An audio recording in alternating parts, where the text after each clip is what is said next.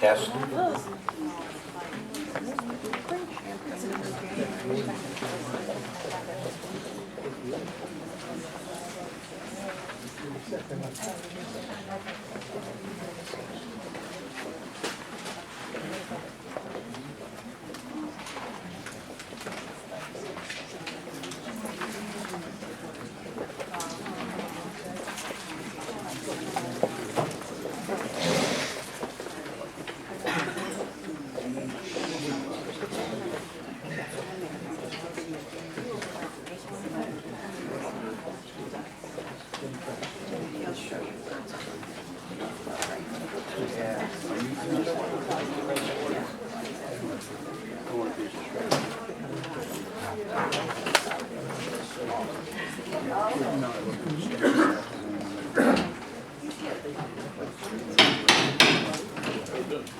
I will call to order the December 6, 2023 Lower Saucon Township Council meeting.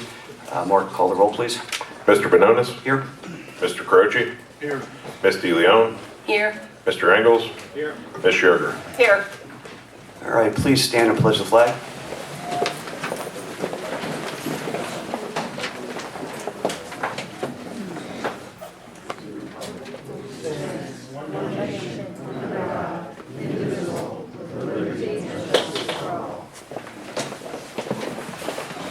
All right, council did not meet in executive session tonight. There are no executive session issues. Public comment procedure is available on the table when you enter the meeting room. Again, public comment for agenda items only, residents and taxpayers only, with a 3-minute time limit. With that said, I will move on to the agenda item list, and the first person I have is Larry Optoff. Larry Optoff. Larry Optoff.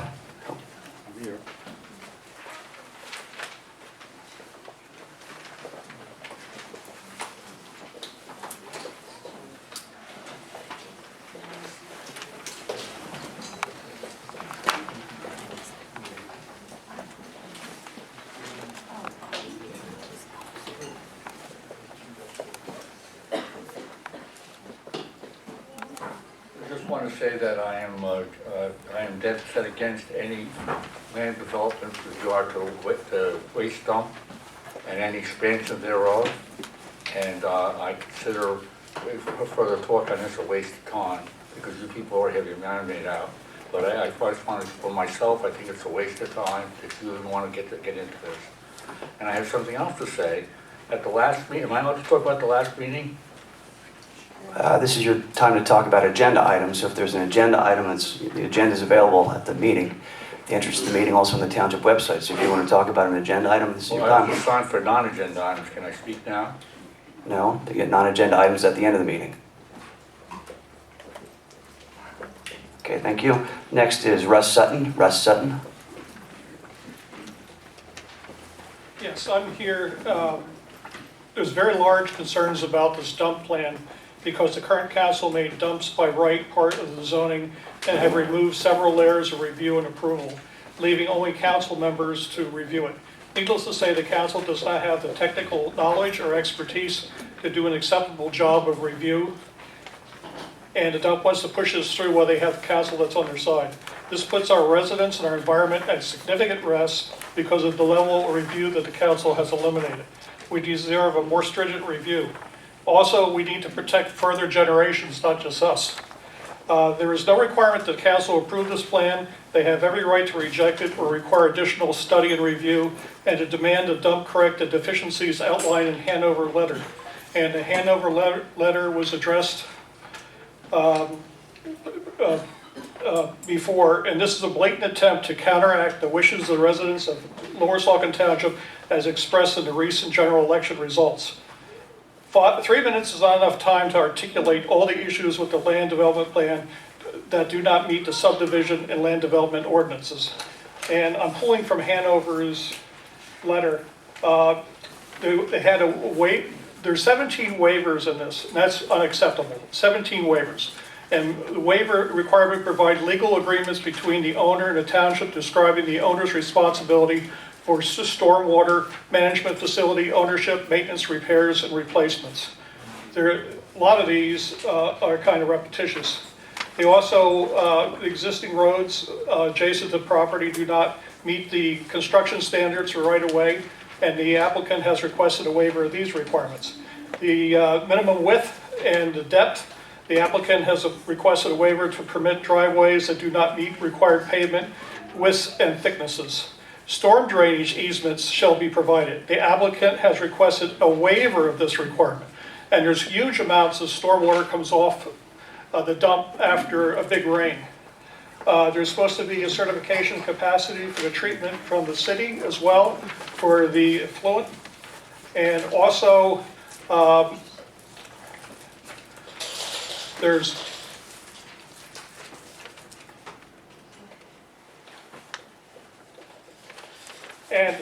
minimum slopes, the detention basins, fences around it, minimal circular orifice diameters, all these things, and as waived, the slopes of the swale should not be steeper than 1 vertical degree. The applicant has requested a waiver of this. As far as the inlets and manholes, they have requested a waiver on that. There are 17 waivers here, and they all affect us because there's all drainage and stormwater effects, and it's going to affect our community. Okay, thank you. Next is Bilal Khan. Bilal Khan. Thank you. So just continuing here on what my neighbor Russ mentioned. The subdivision and land development ordinance has several sections which apparently the council felt strongly enough to put in place. For example, a certificate insurance naming the township shall be provided. I mean, someone's thought that that was a good idea, but the landfill thinks that that's not necessary. So the question is, do you think it's necessary or not? Clearly it was at some point in time, but now you're being asked whether it's still necessary. The location of all existing contour lines within 500 feet of any part of the land to be developed shall be identified. That was requested, that's section 145.33C. The application now requests a waiver of that. Storm drainage easements shall be provided. That's section 145-46.B3. You thought it was important to ask for that. They think it's not. The question is, do you still think it's important? The township standard notices for drainage facilities and easements shall be listed on the plan. You thought that was important, section 145.33F1A. The applicant thinks it's not. The question is, do you still think it's important for that to be provided? The minimum circular orifice diameter for controlling discharge rates shall be 3 inches. You thought that was important, section 137.18E. The applicant thinks it's not. The question is, do you still think that's important? The detention basin outside slope of a berm shall not exceed steeper than a ratio of 3:1, horizontal to vertical. You thought that was important, enough to make it section 137.18K. The question is, do you think that's still important? So, I can keep going, but I'm now 52 seconds from being told to leave. The document has a lot of sections that were put in place by this council because they thought it was important. And now, at this juncture, it's being presented and railroaded through here because timing is of the essence, apparently. But I hope that regardless of where you stand on the question of expansion, you will not sell us short by rushing through this. That's all I have to say. Okay, thank you. Next is Bob Blasco. Bob Blasco.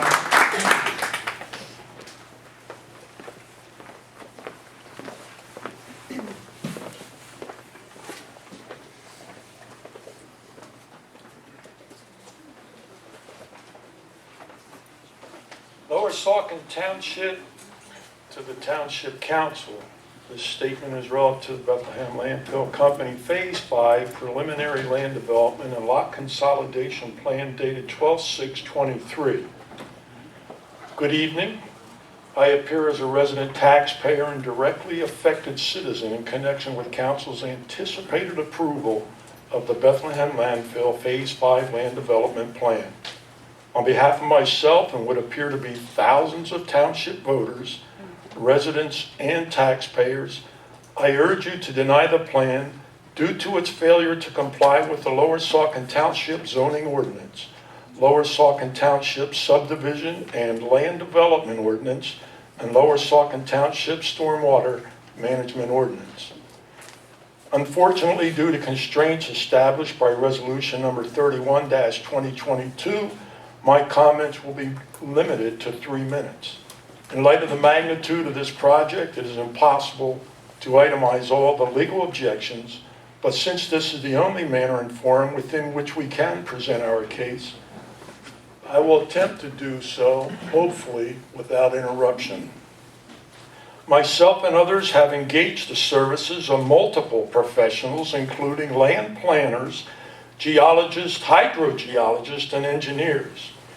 We would be prepared to present lengthy, detailed engineering, zoning ordinance, and subdivision ordinance-based reasons and rationale for denial of this plan. Unfortunately, those experts are neither taxpayers nor residents, and in the past you have precluded those not from addressing you. Unfortunately, there has been only the developer that has been allowed more than 3 minutes, along with multiple staff meetings, communications between council, joint defense agreements, and agreements to boost township revenue in exchange for approval of this very project. I will begin with your township engineer's review letter of October 19, 2023. The review letter cites 25 subdivision ordinance deficiencies, 33 stormwater management ordinance deficiencies, and 20 zoning ordinance deficiencies. The landfill requests 23 specific waivers of subdivision ordinance and stormwater management ordinance provisions. The municipality's planning code only authorizes a modification or waiver to the requirements of these ordinances where a literal enforcement will exact undue hardship because of peculiar conditions pertaining to the land in question, provided that such modification will not be contrary to the public interest and that the purpose and intent of the ordinance is observed. We challenge council to articulate with regard to each of those 23 what hardships exist and why exacting compliance with the ordinance is not in the public interest.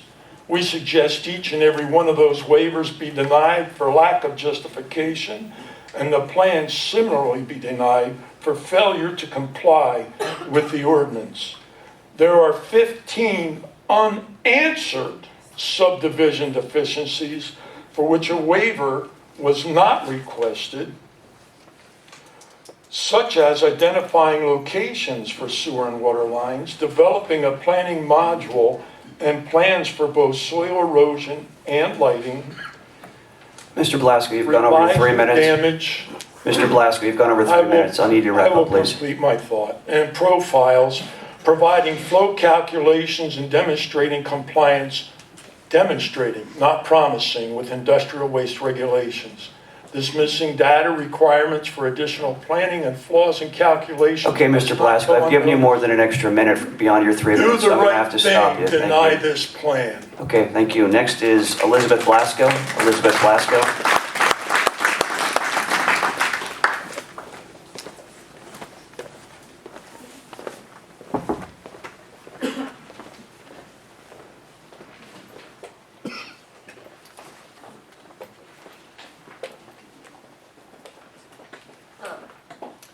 During the December 21st, 2022 meeting, Mr. Venona stated that conditional use is more restrictive than special exception use.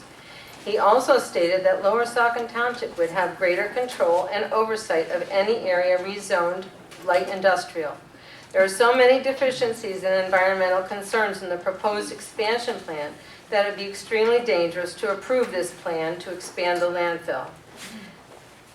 This conditional use is, how conditional use is more restrictive when, as Mr. Benonis also claimed, the same paragraph, that Lower Saucon Township would have more control. But isn't control exactly what you want? Because when you control, you can push through the agenda that you personally support, the landfill being one of them. Apparently, council thought that people supported the landfill expansion because they elected you, a pro-expansion council. No, the people voted for those that they thought would, as Republicans, represent them, me also, fairly and honestly. This has not been done, and the results of the last election have proven that representation we expected did not come to pass. I would implore council to reject this application for approval of any expansion of the landfill. Pennsylvania has 67 counties, 45 landfills, and 3 of the 45 landfills are in Northampton County. We the people have spoken at the ballot box. We think that we have done more than our fair share. Again, please vote this application down. Okay, thank you. Next is Lynn Hill. Lynn Hill. Good evening, everyone. Lynn Hill. I looked at the budget for 2024, and I could have a lot of comments, but I'm just going to have one comment here. The net cash at the end of 2022 was just under $34 million. The net cash projected as of the end of 2024, only 2 years later, is only $27 million. That's almost a $7 million difference in the decrease in cash. And I can see I have a lot of work to do when I am in office next year. As far as Bethlehem landfill goes, I'm hoping that everyone on council has taken the time not just to read, but to understand and take to heart all of the comments in the Lehigh Valley Planning Commission letter to Mark Hudson dated October 13th of this year. It spells out a lot of reasons why this site is ill-suited for a landfill. The Hanover engineering letter, as my other fellow citizens have pointed out, contains many requests for waivers which are ill-advised. Some of these are state requirements and standard engineering requirements. It would be very irresponsible to ignore all of those and grant all these waivers. You, as council members, have it on your shoulders the responsibility to safeguard and protect the citizens and the environment and the wildlife of this township. And letting the landfill cut corners the way they apparently are planning to do would be wrong. So I'm asking you to please reconsider and say no. Thank you. Okay, thank you. Next is Ginger Petrie. Ginger Petrie. I'm Ginger Petrie. I'm a resident, taxpayer, directly affected citizen in connection with the council's anticipated approval of the Bethlehem Landfill Phase 5 Land Development Plan. On behalf of myself and what appear to be thousands of township voters, residents, taxpayers, I urge you to deny the plan due to its failure to comply with the Lower Saucon Township zoning ordinance, the Lower Saucon Township subdivision and land development ordinance, and Lower Saucon Township stormwater management ordinance. Unfortunately, due to the constraints established by Resolution 31/2022, my comments will be limited to 3 minutes, so I'm talking fast. In light of the magnitude of this project, it is impossible to itemize all the legal objections, but since this is the only manner and forum within which we can present our case, I will attempt to do so, hopefully without interruption. Myself and others have engaged in the services of multiple professionals, including land planners, geologists, hydrogeologists, and engineers. We would be prepared to present lengthy, detailed engineering, zoning ordinance, and subdivision ordinance-based reasons and rationale for denial of this plan. Unfortunately, these experts are neither taxpayers nor residents, and in the past, you have precluded those from not addressing you. Unfortunately, there has been only the developer that has been allowed more than 3 minutes, along with the multiple staff meetings, communications between council, joint defense agreements, and agreements to boost township revenue in exchange for approval of the project. Starting again, there are also 15 unanswered stormwater management deficiencies, many of which require revisions to calculate and design. These deficiencies include the failure to provide calculations for release rates, stormwater district boundaries, basin design, flows, and velocities. Redesign is required for water quality volumes, stormwater basins, and drainage areas. There is no narrative for soil erosion control, and there is no certification that the facilities are not underlain by carbonate geology. The Lehigh Valley Planning Commission pointed out failure to comply with Act 167. Your engineer pointed out failure to comply with Act 167. What is the hardship justifying ignoring these requirements? We incorporate by reference the section numbers of your subdivision ordinance, zoning ordinance, stormwater ordinance contained in the Hanover Engineering Review Letter. We suggest that any one of these deficiencies, not to mention any combination or all of the deficiencies, justify denial of the plan. We can assist you by providing you with the following ordinance references, which constitute some but not all of the failures of the landfill to comply with your ordinance subdivision ordinance section 14521, 33, 44, 49, and 50. Stormwater ordinance section 137, 13, 14, 18, 19, 21, 22, 26, and 28. Ms. Petrie, your 3 minutes are up. Please wrap up your comments. Thank you. One sentence. How can you grant approval to a land development plan when there are 19 specific zoning ordinance violations of which your own staff has made you aware? Okay, thank you. Next is Anne Marie Crown. Anne Marie Crown.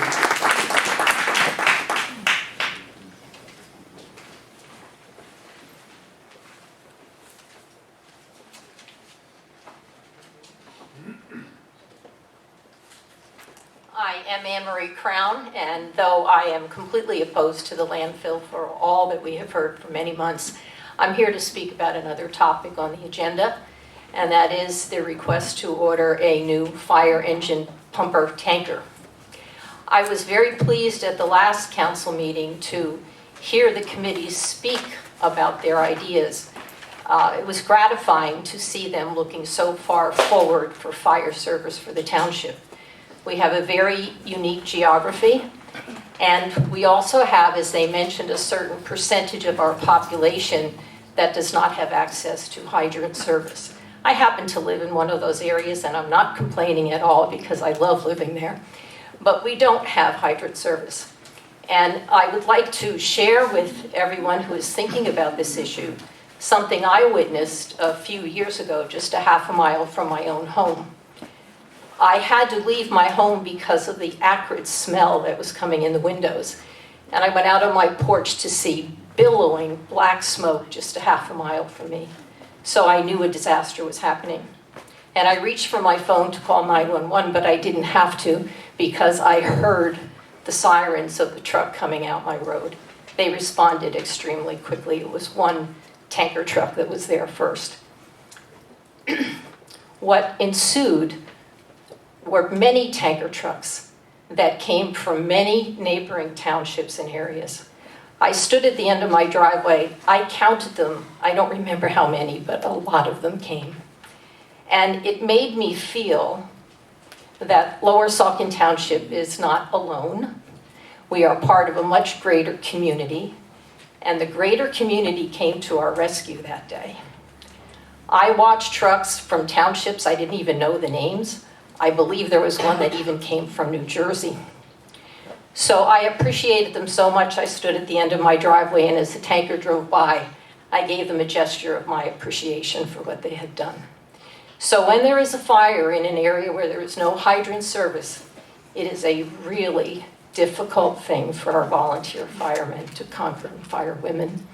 It was an example to me of how important it is to look at the future, look at our geography, look at our apparatus, and be prepared to protect the township. Yes. Thank you very much. Okay, thank you. Next is Drew Germanowski. Drew Germanowski.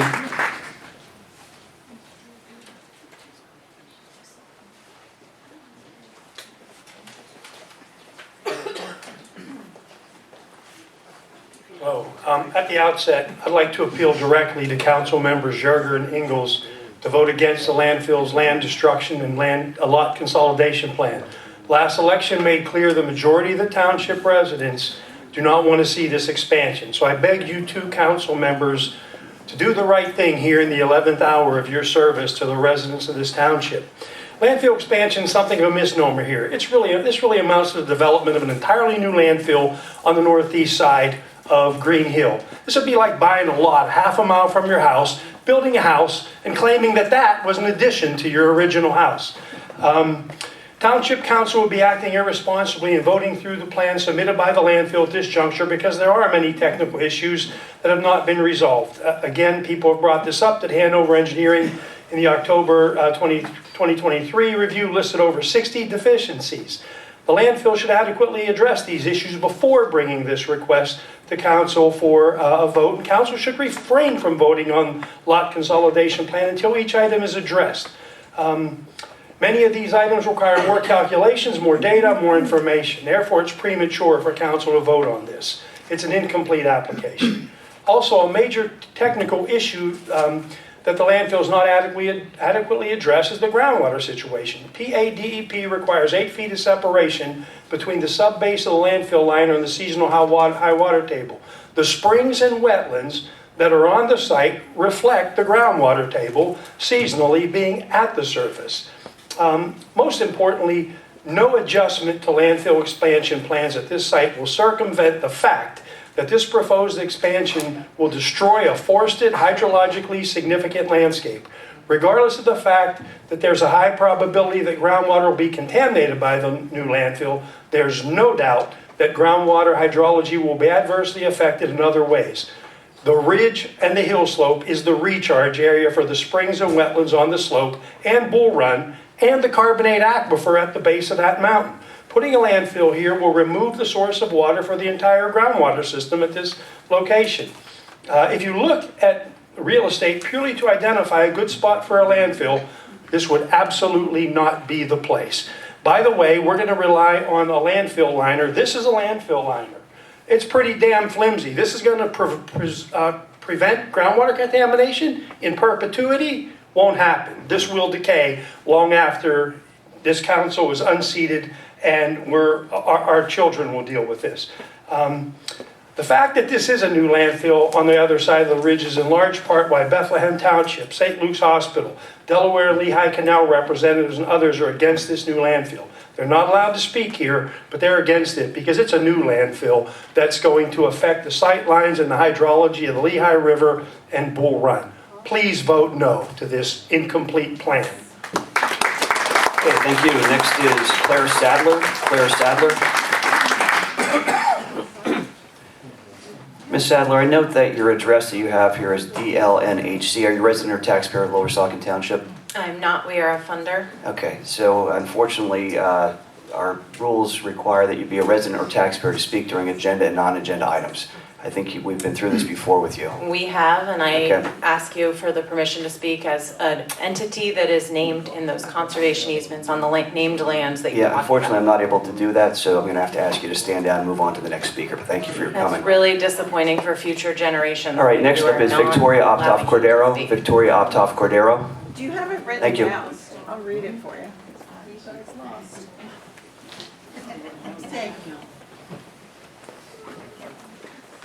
Good evening, Victoria Optoff Cordero. I come to before you for a number of things that are on the agenda. Number one, I did want to speak on the proposed landfill development plan that's before you. Clearly, you have to review this because of the development plan that was submitted in September. And what I will say is this entire council has started with this process since October of 2022.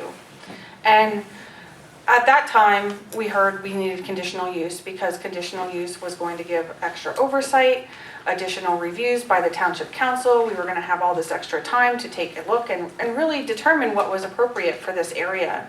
And during that process, a lot of things came up that were concerning for this area.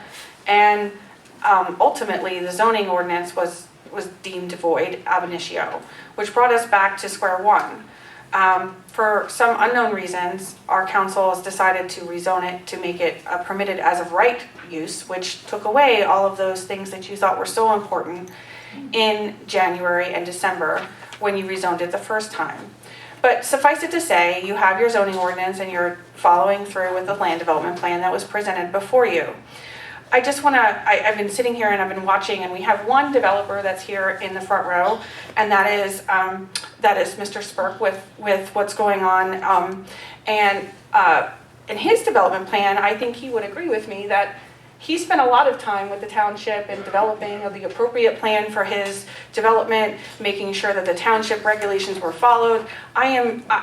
Maybe I'm wrong, but maybe Mr. Spurk can clarify whether he spent more time on his development plan than this development plan has been before the township. So Ms. Optoff, I'll remind you that your that comments must be directed towards council, not to members of the audience. It's Thank not you. directed to Mr. Spurk, it's directed to you to identify it's like an example. So Mr. Spurk's development plan is an example of how this township spent time and worked with the developer and made sure that he actually complied with our zoning ordinances.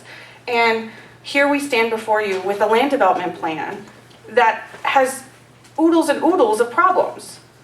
And there is a motion that's 4 or 5 pages long that allows the landfill to do all these extra things and gives you the opportunity to approve it tonight. And I say to you, what kind of precedent are you giving?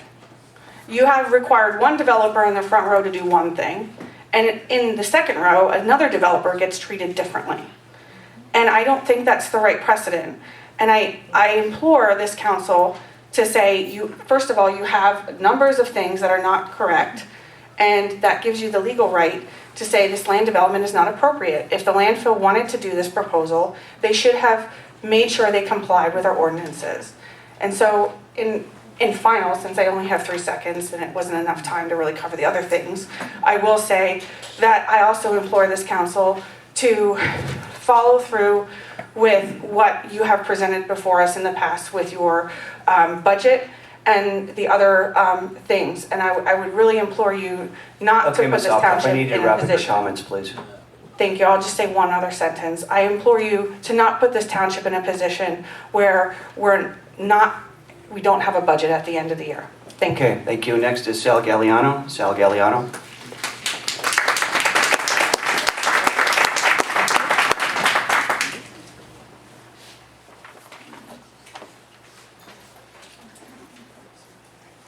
Good evening, council. Well, I just was reading a little bit about the letter from the Hanover engineers, and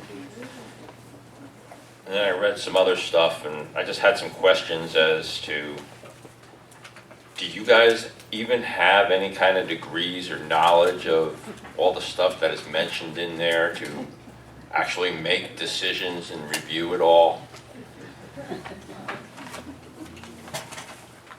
Do you guys even plan on maybe recommending an expert to address these matters of inefficient or deficient in all those ordinances that are being overlooked and oversighted?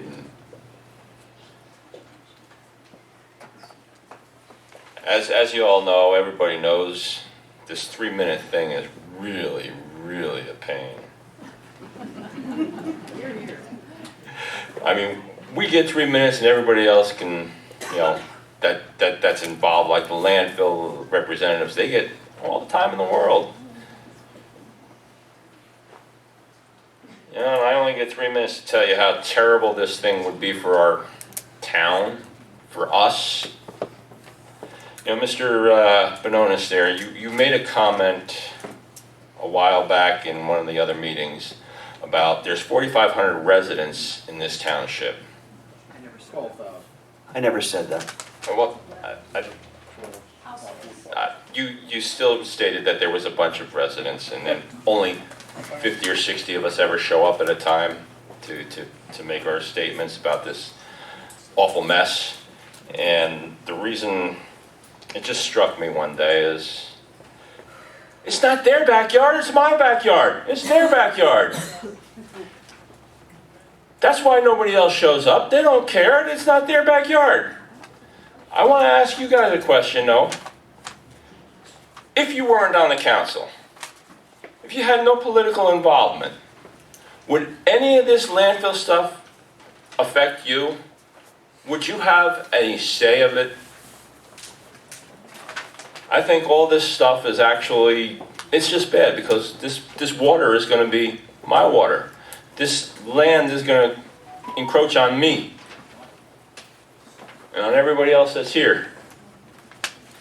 So I urge you to please reconsider everything and think about it as if you weren't on the council. Would you be willing to do this? Thank you. Okay, thank you. Next is Marco Zimic. Marco Zimic.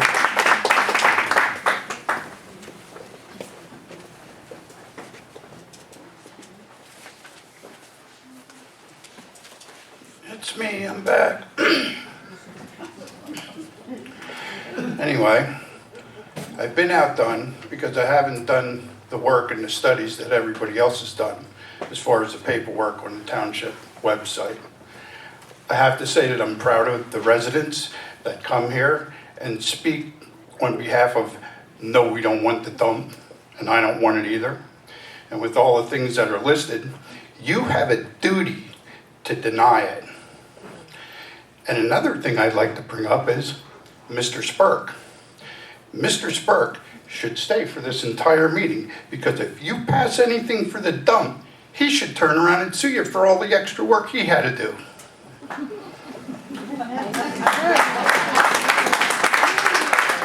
a nice night. Thank you. You too. Next is Stacy Mazensky. Stacy Mazensky.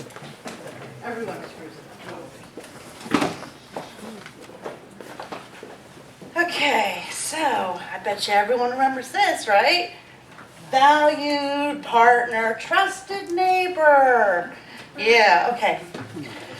All right, so let's see here. 3 minutes. 3 minutes is a limited public comment period that prohibits all objections to be stated in that time frame. Okay, well, Buchanan identified 69 parties that would be adversely affected by every action of this landfill. This council should stand behind not only those 69 parties, but the entire township, and make the Bethlehem landfill comply with every single section of every ordinance and comply with all stormwater regulations. The Hanover report identified 19 violations of ordinances, 15 unanswered deficiencies. They want to skirt fire hydrants where needed. 60 deficiencies yield an incomplete, irresponsible, and inadequate plan. A plan that a valued partner and trusted neighbor would never put before any council if they really were a trusted neighbor. Also, they can't even afford to give you an insurance certificate? Seriously? I'm looking at this report and I'm just blown away. So this company spends, it's $1 million company, and they can't even do a certificate of insurance naming the township or the township engineers because they think that they can just get an easy waiver from it, right? Well, you know what? They're not a trusted neighbor. All of these things they can easily do, but they just don't want to. They don't want to make a drawing look the way they're supposed to. They don't want to just present everything that as the standards of the technology and the industry demands. This is just sloppy work all throughout. And all of this is just ludicrous. How would you ever give anybody any right to mitigate stormwater regulations? That thing floods as it is. It's ludicrous. Don't allow this plan to go through. That's all I got to say. Okay, thank you. Next is Joe Buba. Joe Buba. Mr. Buba, your address you identify as St. Luke's, Black River Road. Are you a resident or a taxpayer of Lower Saucon Township? As you know, I've been through this. If you just give me 30 seconds, you know No. Wait, I want to demonstrate why we comply with the exact requirement. My question again is, are you a resident or a taxpayer of Lower Saucon Township? We are, you said it correctly, we are a resident. Last time. Are you a resident or a taxpayer of Lower Saucon Township? St. Luke's. You are signed in as Joe Buba. On behalf of St. Luke's. Mr. Buba, we know that you are not an executive of St. Luke's. I have Mr. written Buba, let me finish. authorization Mr. that you Buba, asked. please don't interrupt me. Let me finish what I'm saying so you can hear and understand what I'm saying. You are not an employee of St. Luke's, okay? You're an attorney who is here on behalf of St. Luke's. We have had situations before where attorneys have come in for entities that are residents or taxpayers, and we have not allowed them to speak because of that. Because you do not have the authority to speak on behalf of the company. You are not the CEO, you are not the president, you are not a member of the board, and as far as I know, you do not have authorization from them to speak on their behalf. Yes, I do. Do you have it written down? It doesn't, oh my God. He has document, I'm sorry, I protest this. I'm not recognizing it. Letter dated December 6th, Lower Saucon Township. Ladies and gentlemen. Mr. Buba, hold on. You just said I did not have written authorization. Sir, I'm not directing my comments to you. Priscilla, there's a gentleman who's here at the microphone. Please show him some respect and allow him to speak.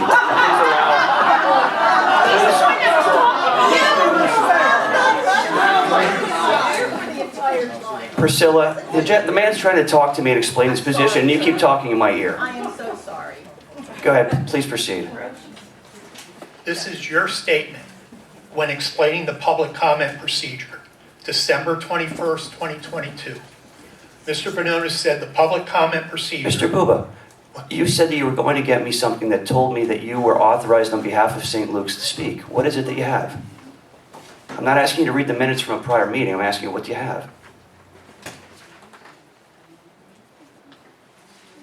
Exactly what I was giving you last week, if you would have allowed me to talk.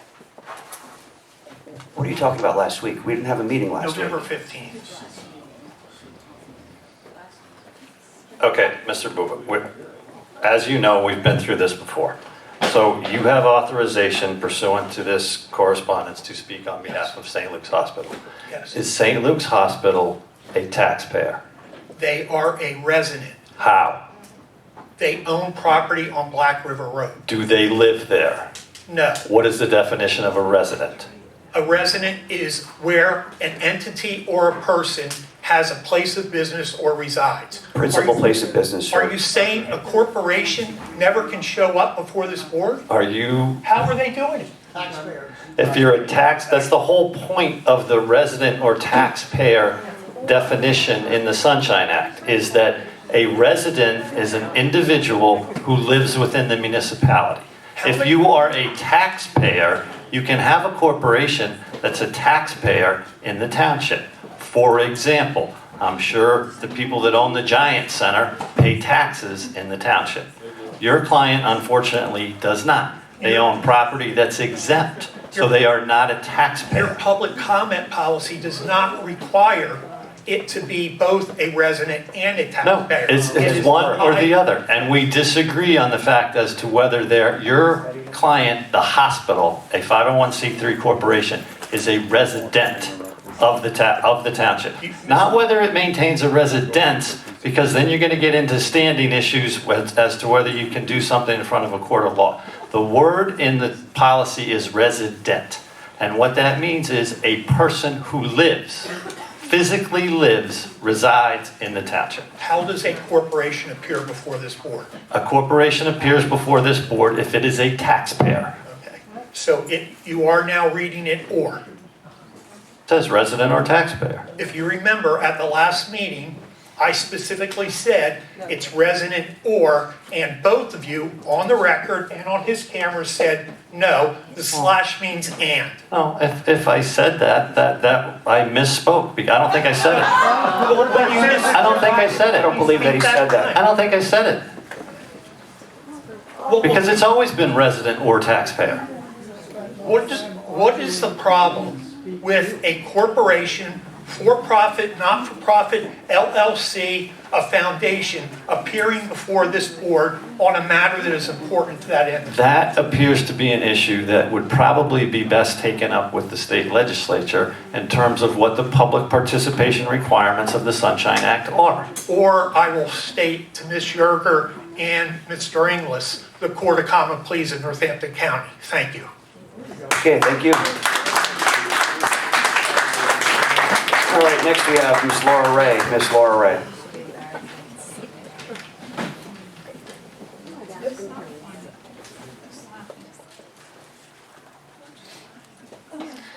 Laura Ray.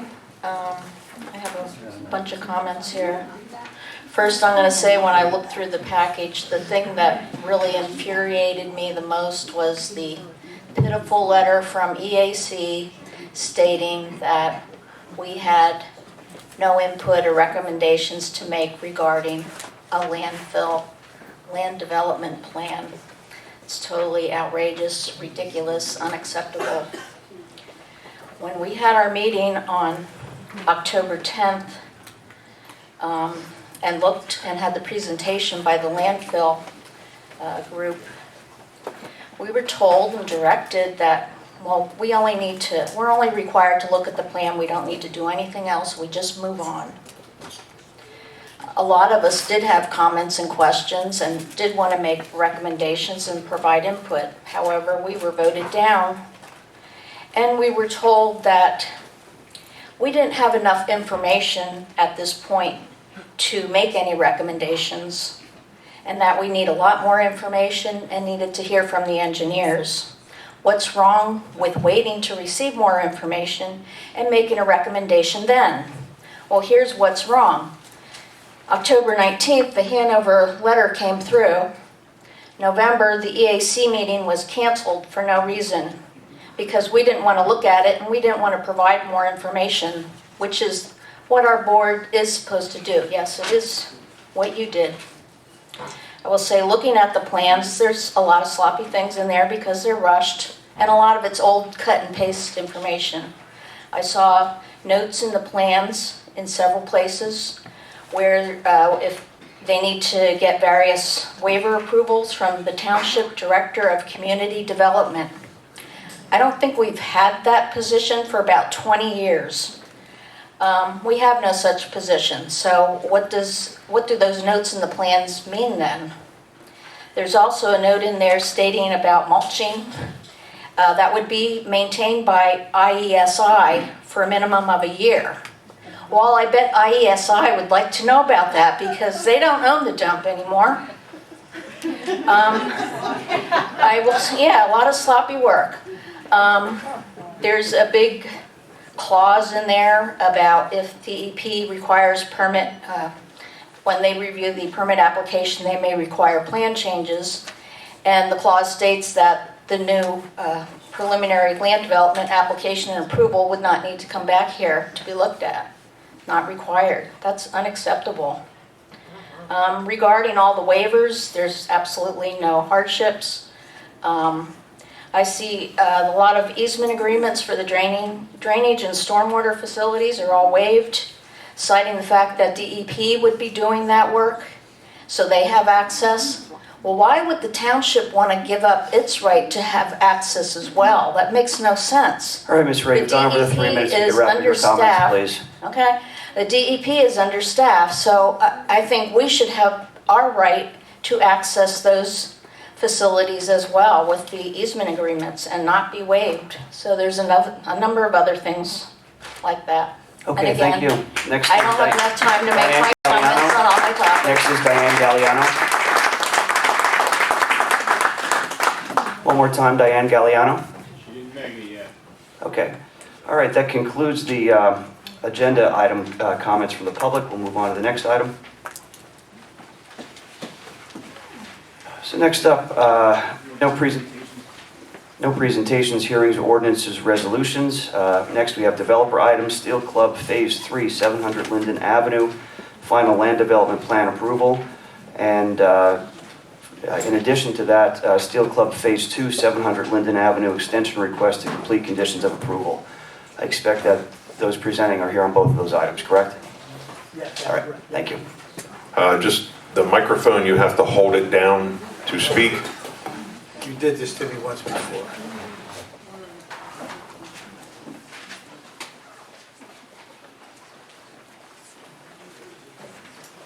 All right, Mr. Preston, you can proceed whenever you're ready. Thank you and good evening. Jim Preston, attorney for the applicant. You all know Mr. Spurk and you all know Mr. Meese, who's our engineer. I'm surprised Mr. Spurk got a couple shout outs during the public comment. And what we're here for is, the first item is the approval of the it's phases, phase 3.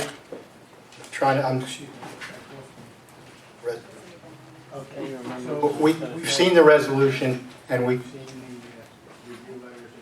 of approval. We're satisfied.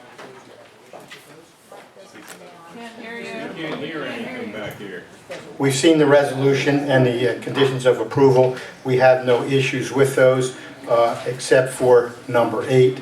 Number 8 says that the applicant shall satisfy all the conditions within 1 year of the date of the conditional approval unless an extension is granted by the Township Council. We're not trying to be obstinate, but there's no way that we would ever do that within a year. We don't know if we're going to be breaking ground within a year.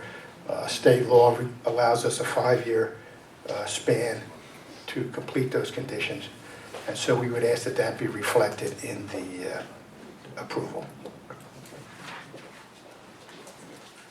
Mr. Preston, you're talking about the motion that you received, the draft motion you received for tonight's meeting, correct?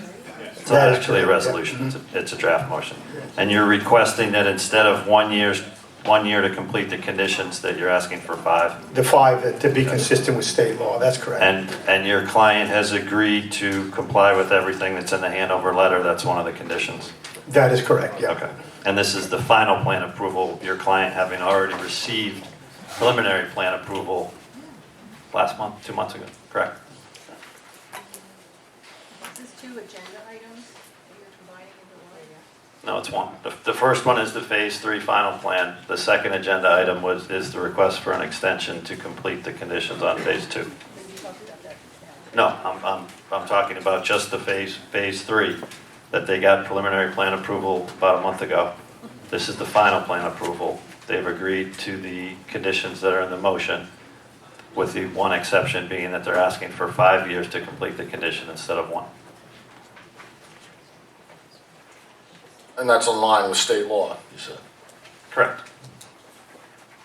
Okay, I have additional questions and when permitted to, Mr. Fanonis.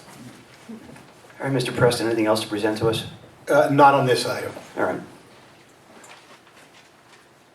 All right, I would just note for the record that the Steel Club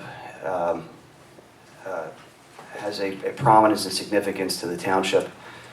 It provides a lot of amenities to the township residents, provides golf, dining. It has thousands of members, both from inside the township and outside of the township throughout the greater Lehigh Valley. Has various recreational and social activities. It's the largest private employer in Lower Saucon Township. It employs high school students, college students, interns, local residents in various capacities. I think it's the largest or the second largest property in Lower Saucon Township, and I think the acreage in Lower Saucon Township is about 220 acres. I also looked at the taxes, currently pays taxes to the township in the amount of $147,000, and with the added property value from 159 total homes that are in Lower Saucon Township, that will be an added property value of $100 to $125 million. That's a pretty substantial increase in overall value to the township. That tax revenue translates into roughly $3 to $3.75 million of tax revenue to the township based upon those residences when constructed. Again, that is a substantial amount of the township's budget. Probably represents about 1/3 of what the township currently receives in taxable revenue. And importantly, the Steel Club has also preserved an open space, 185 acres, which is largely the golf course, which also provides recreation. So, you know, a lot of Steel Club's development and plans have been approved by this council in the past and by this council as seated. And it has been a good partner to the township.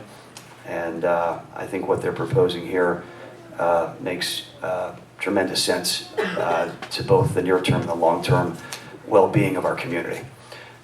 With that said, I'll start with Mark. Do you have anything you want to add to the comments? All right, Sandy?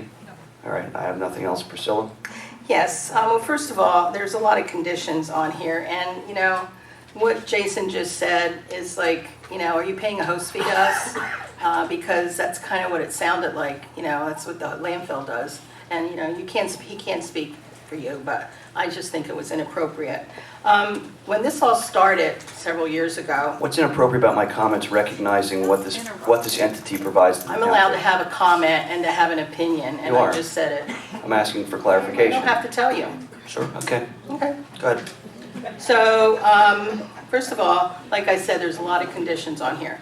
When this whole concept started, you know I was in favor of it. You had also talked about the open space concept, about dedicating us the rest of the property and everything. I haven't really seen any paperwork on that yet, but that's supposedly coming to us eventually. That's something that we have to provide. Can't wait That's to see correct. it next year. Okay. Stormwater. We had residents fill pretty much the room when you first proposed this, because they all had remembrance of the flood that came through the creek and went through the center of Hellertown. So everybody was all concerned about developing land on your site. And how did you address the stormwater? Do you mind kind of taking me through that process, please? This is actually phase 3. In phase 2, we had some stormwater basins that were designed, some infiltration basins. That was reviewed by the township engineer, also by DEP. We had to get an NPDES approval. We got our NPDES approval.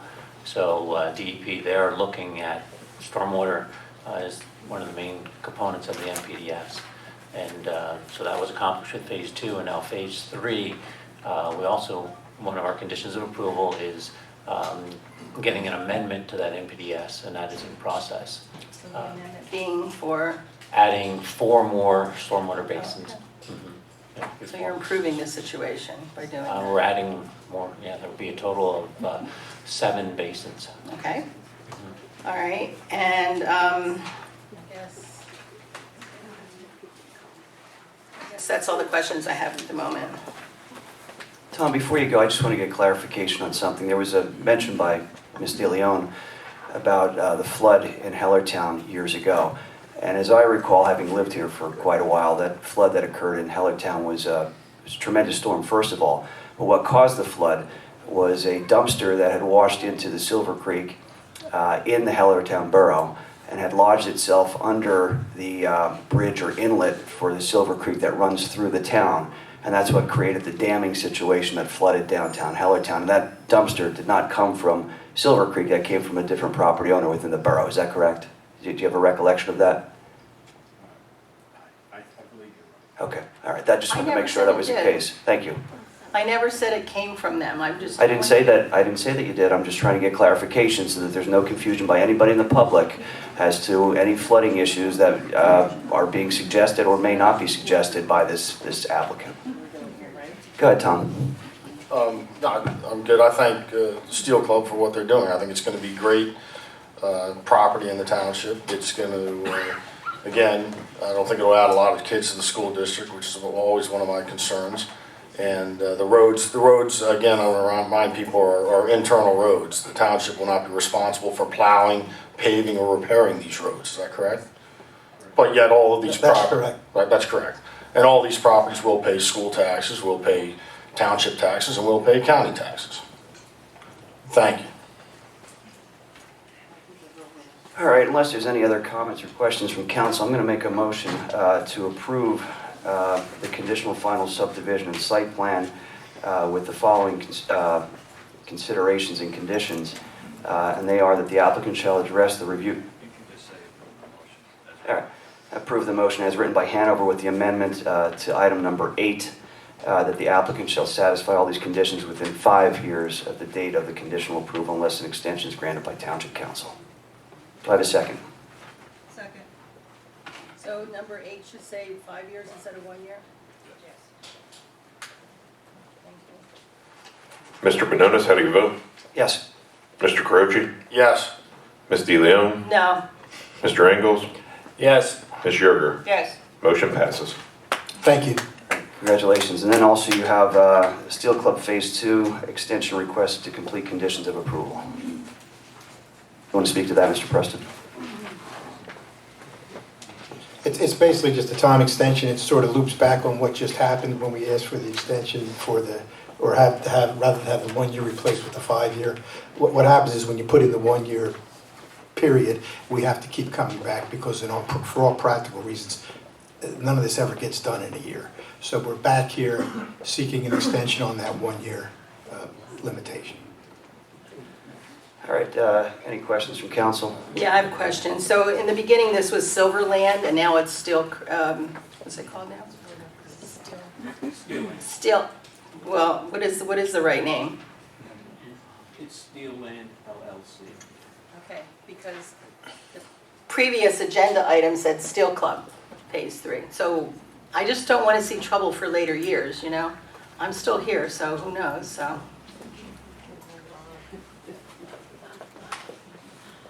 The township puts the agenda together, right?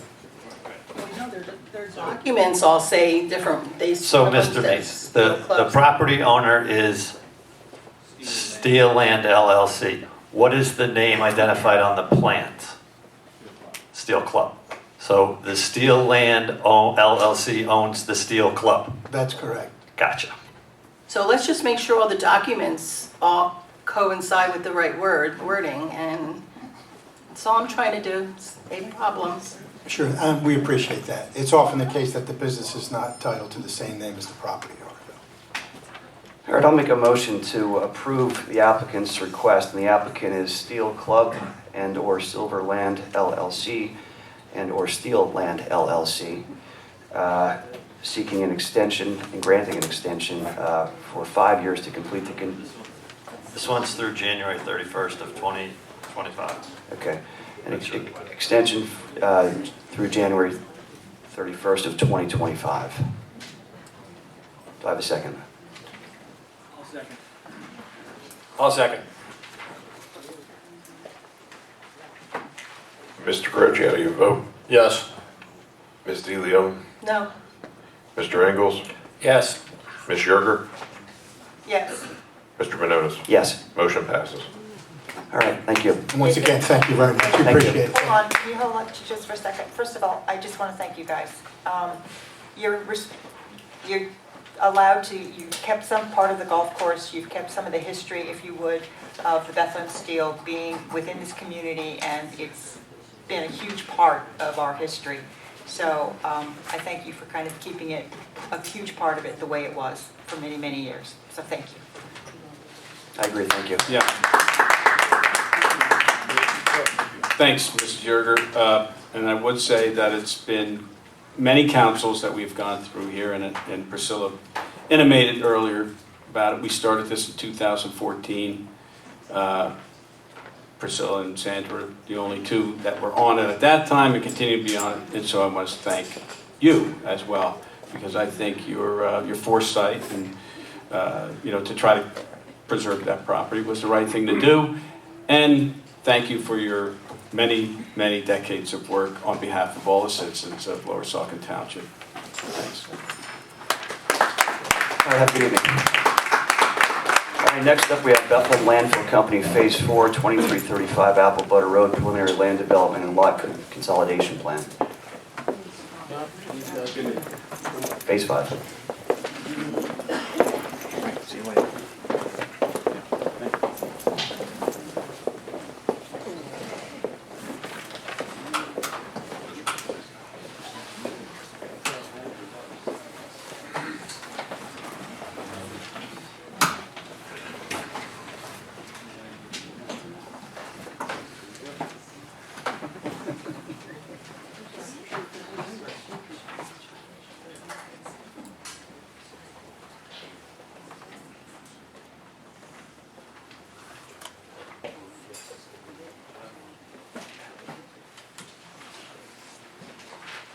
sorry, go ahead.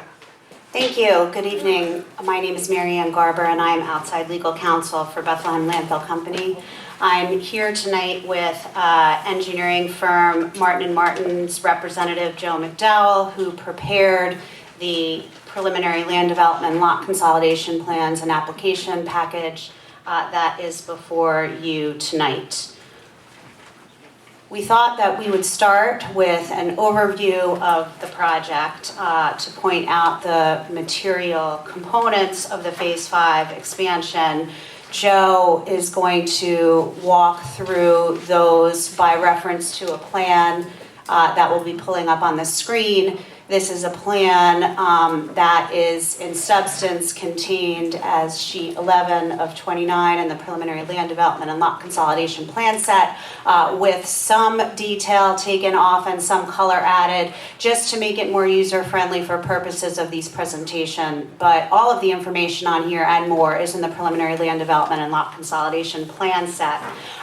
Before Joe begins, I would just like to point out for council that the disposal area that's being proposed as part of this Phase 5 expansion is smaller than the disposal area that was originally proposed as part of a conditional use application earlier this year. And that disposal area has been reduced from 117 acres to 86 acres.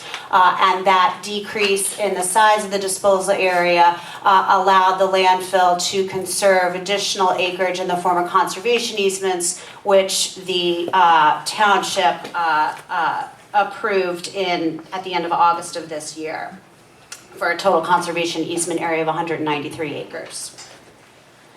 The expansion would enable Bethlehem Landfill Company and the Bethlehem Landfill to continue its existing business operation in the same way that it has operated for years. It would accept the same volume of waste under its current DEP permit, the same type of waste, same days of operation, same hours of operation, same access point, same haul route.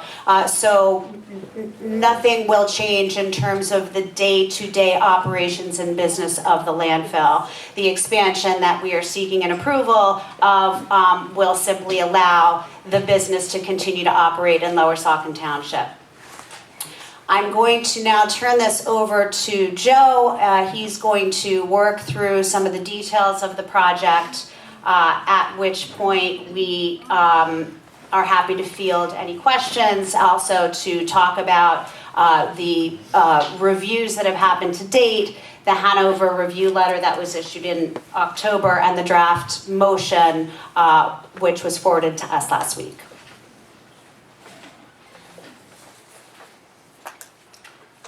Thank you. So as Mary Ann indicated, this is plan sheet 11 of 29. But we have made some modifications to that. We felt this was the best plan to really present the overall scope of the project. To orient ourselves on this plan, to the bottom of the page is Apple Butter Road. To the top of the page is the Lehigh River and Riverside Drive. The existing, and my pointer's not showing up too well this evening.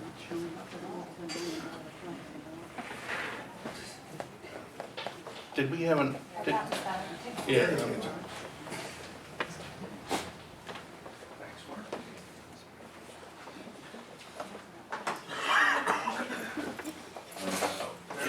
Much better. Okay.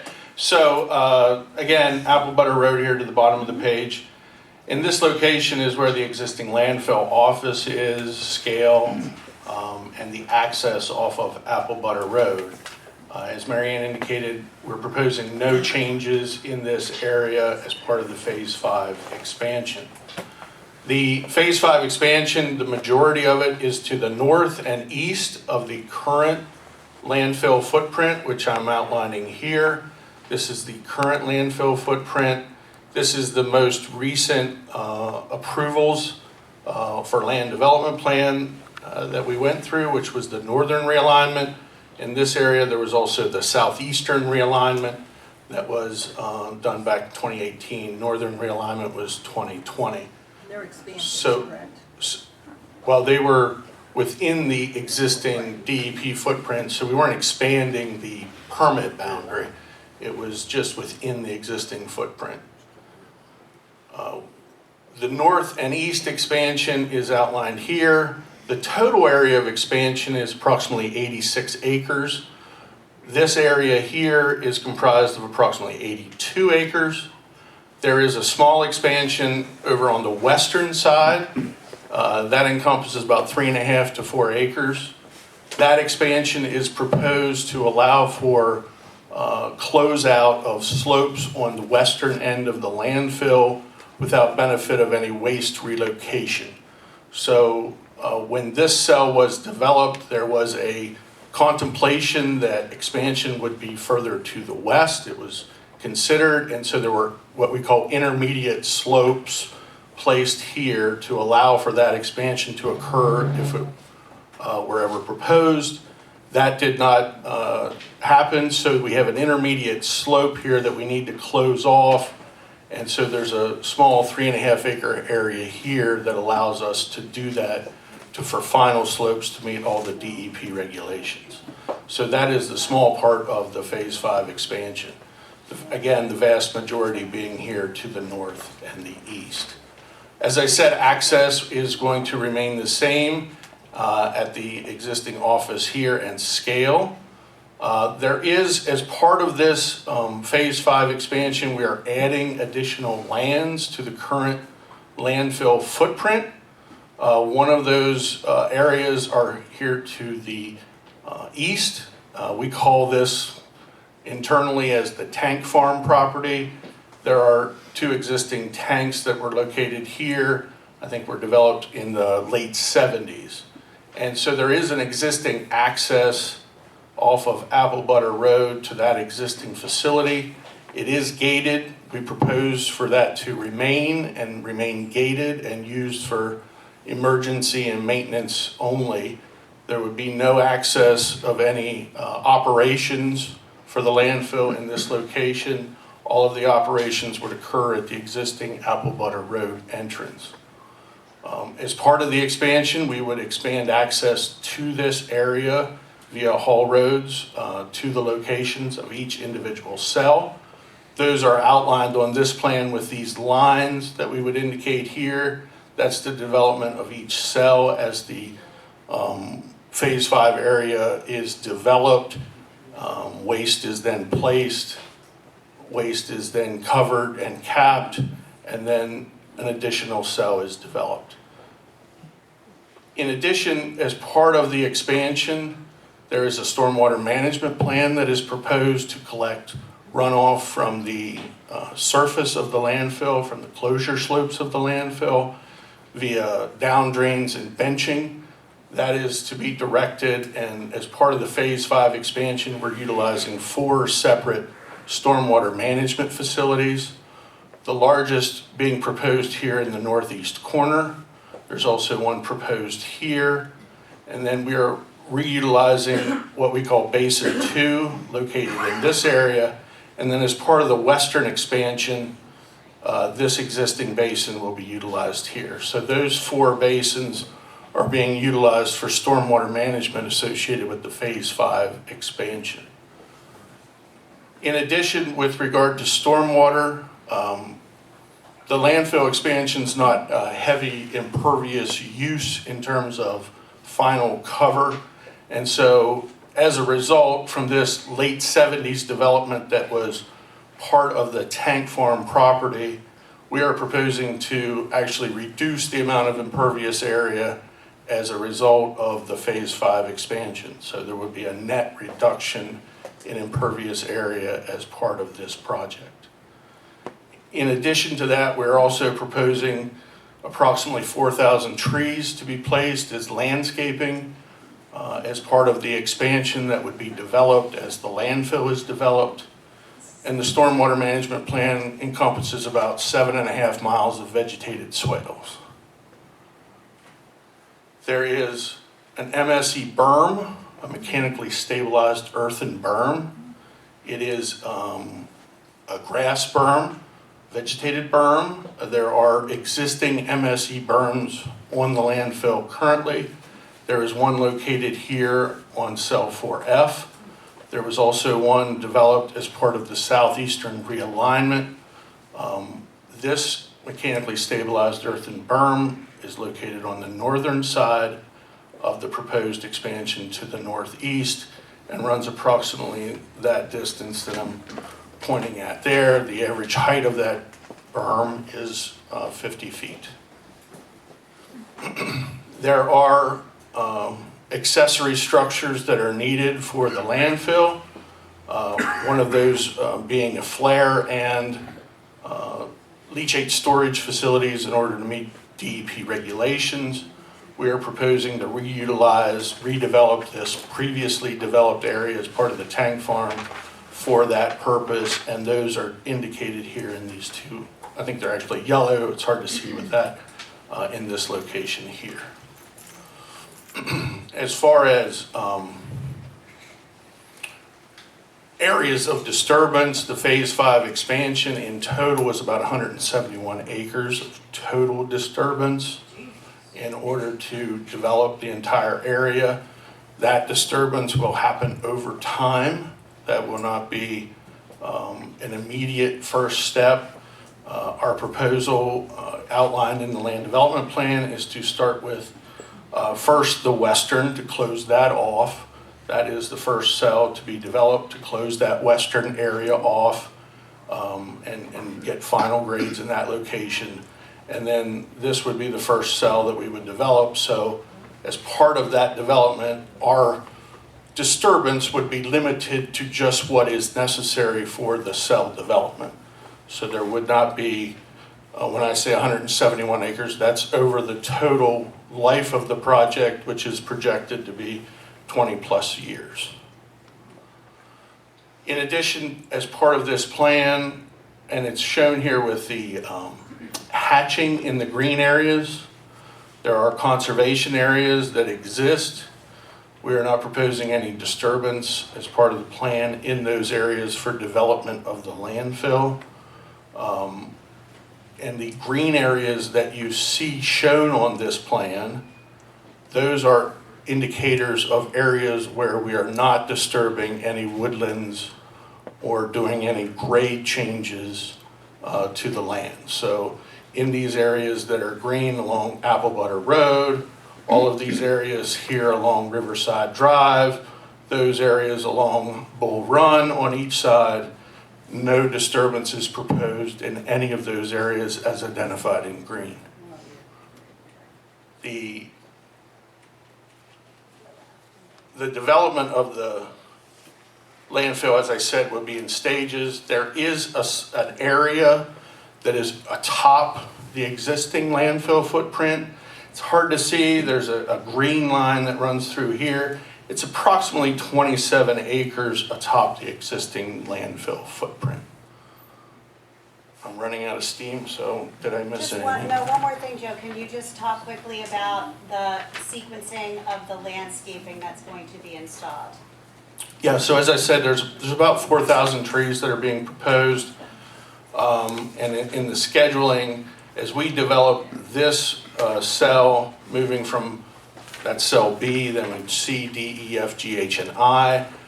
Once this cell is developed, waste is placed, final capping is done, then where we have final grades, those trees would be developed on those final grades as they establish. So there would be development of the cell, closing of the cell, and development of the landscaping associated or adjacent to that cell.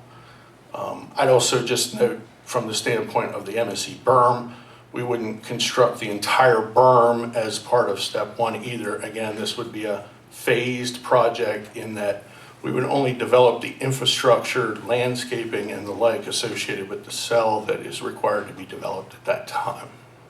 And the berm, as it's built out, will be vegetated as it's built out, correct? That's correct, yes. And what is the peak elevation for the proposed expansion?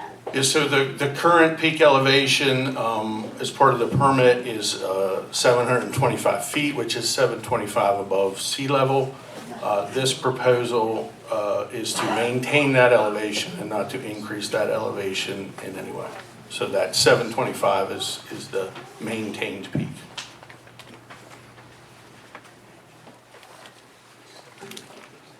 I think that covers it in terms of the material components of the project. We're here tonight looking for conditional preliminary land development approval and lot consolidation approval. And Joe, did you talk about the lot consolidation component of this? I think I just talked about it briefly, but I can discuss it a little bit more. There is an existing landfill footprint on which the landfill is currently located. As part of the northern realignment, we added the Helms and Reddington properties to that landfill lot. This proposal seeks to add additional properties to that. There are 3 smaller residential properties along Riverside Drive that would be added as lot consolidation, as well as what I refer to here as the tank farm property. There is also a lot line adjustment that would actually reduce the area on the western side for the existing lot. So on that western side, the property line currently is further to the west. We're moving that back on what was previously termed on the Fox property. So that in total, the total parcel would be the 503-acre parcel once all the lot consolidation is performed and lot line adjustment. And with respect to those 3 residential parcels along Riverside Drive, the existing structures on those parcels will be demolished as part of the land development expansion project, is that correct? Correct.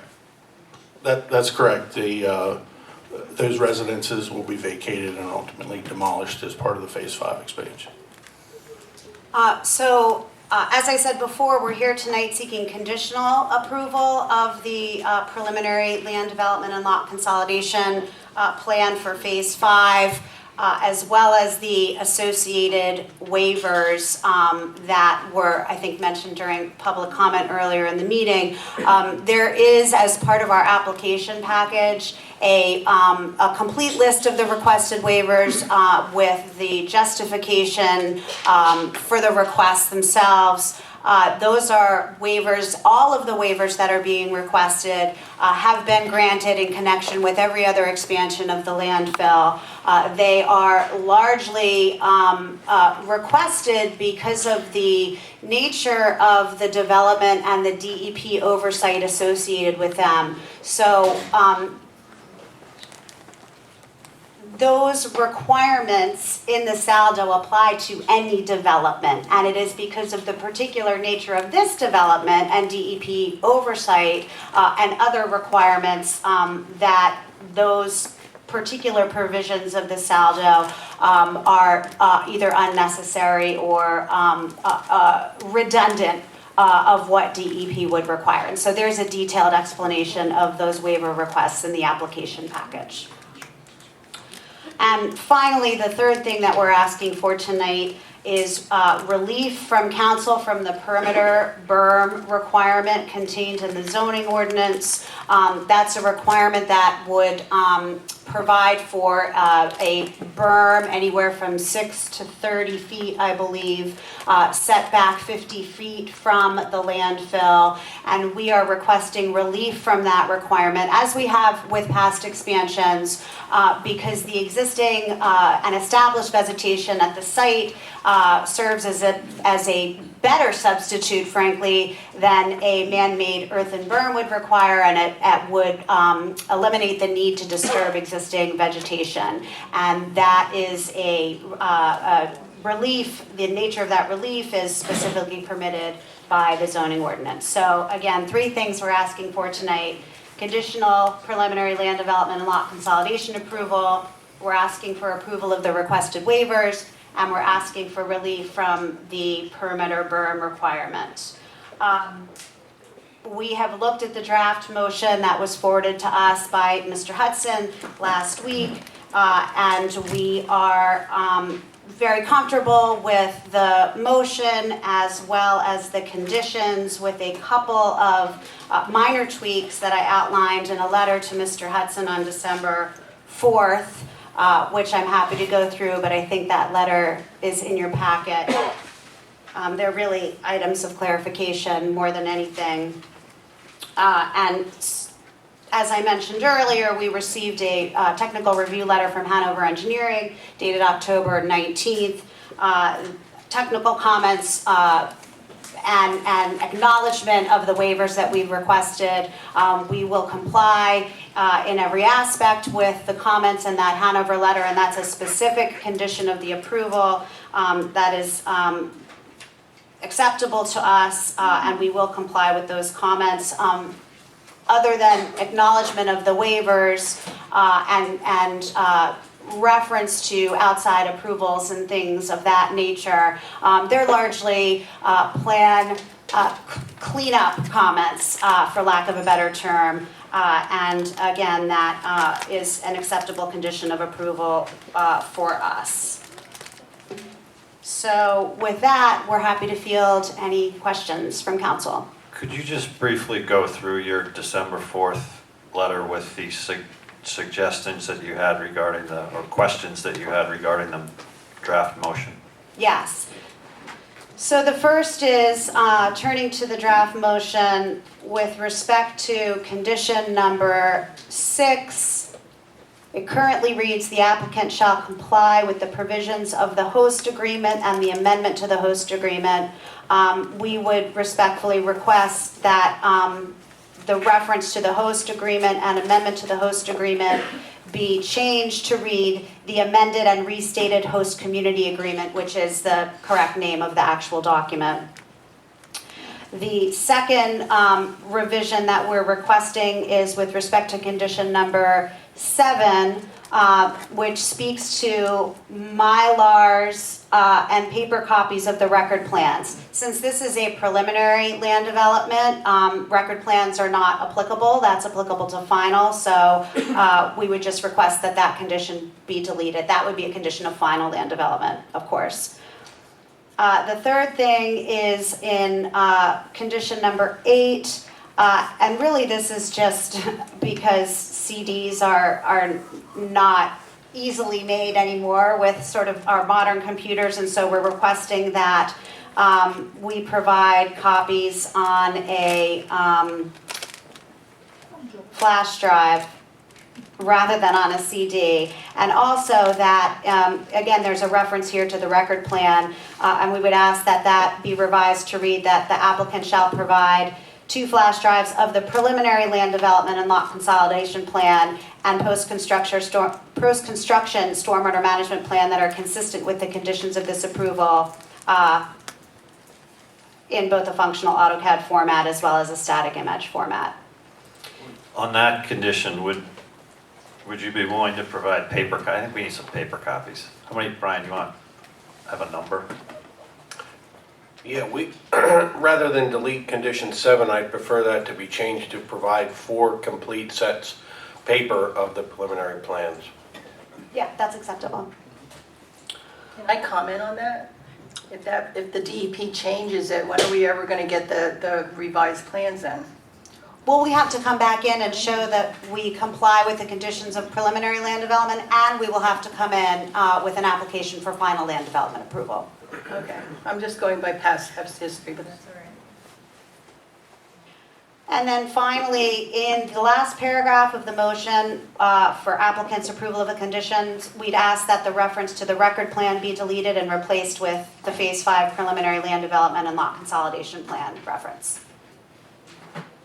Brian or Lake, do you have any concerns with any of these requests except for the point where you mentioned providing 4 complete sets in paper? That's my only concern.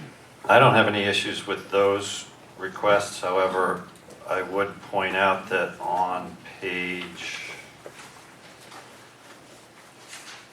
second page of the draft motion, under capital B, the granting of the following subdivision, land development, stormwater management ordinance, and zoning ordinance waivers. We don't give zoning ordinance waivers, so we should delete the zoning ordinance from that sentence.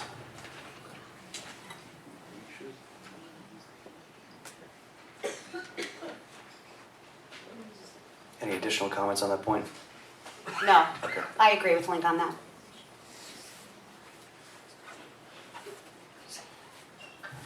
Anything else, Ms. Garber? No, that's it, thank you. Thank you. Link, just so that I'm clear, DEP will review any and all plans for Phase 5, and DEP has the final say in this, correct? DEP will be required to review any and all plans for Phase 5. Depending on what DEP does, the applicant will need to file an application for final plan approval with the township. Okay. All right, I'll go first. What I would point out is that tonight we heard from a total of 16 residents in opposition to this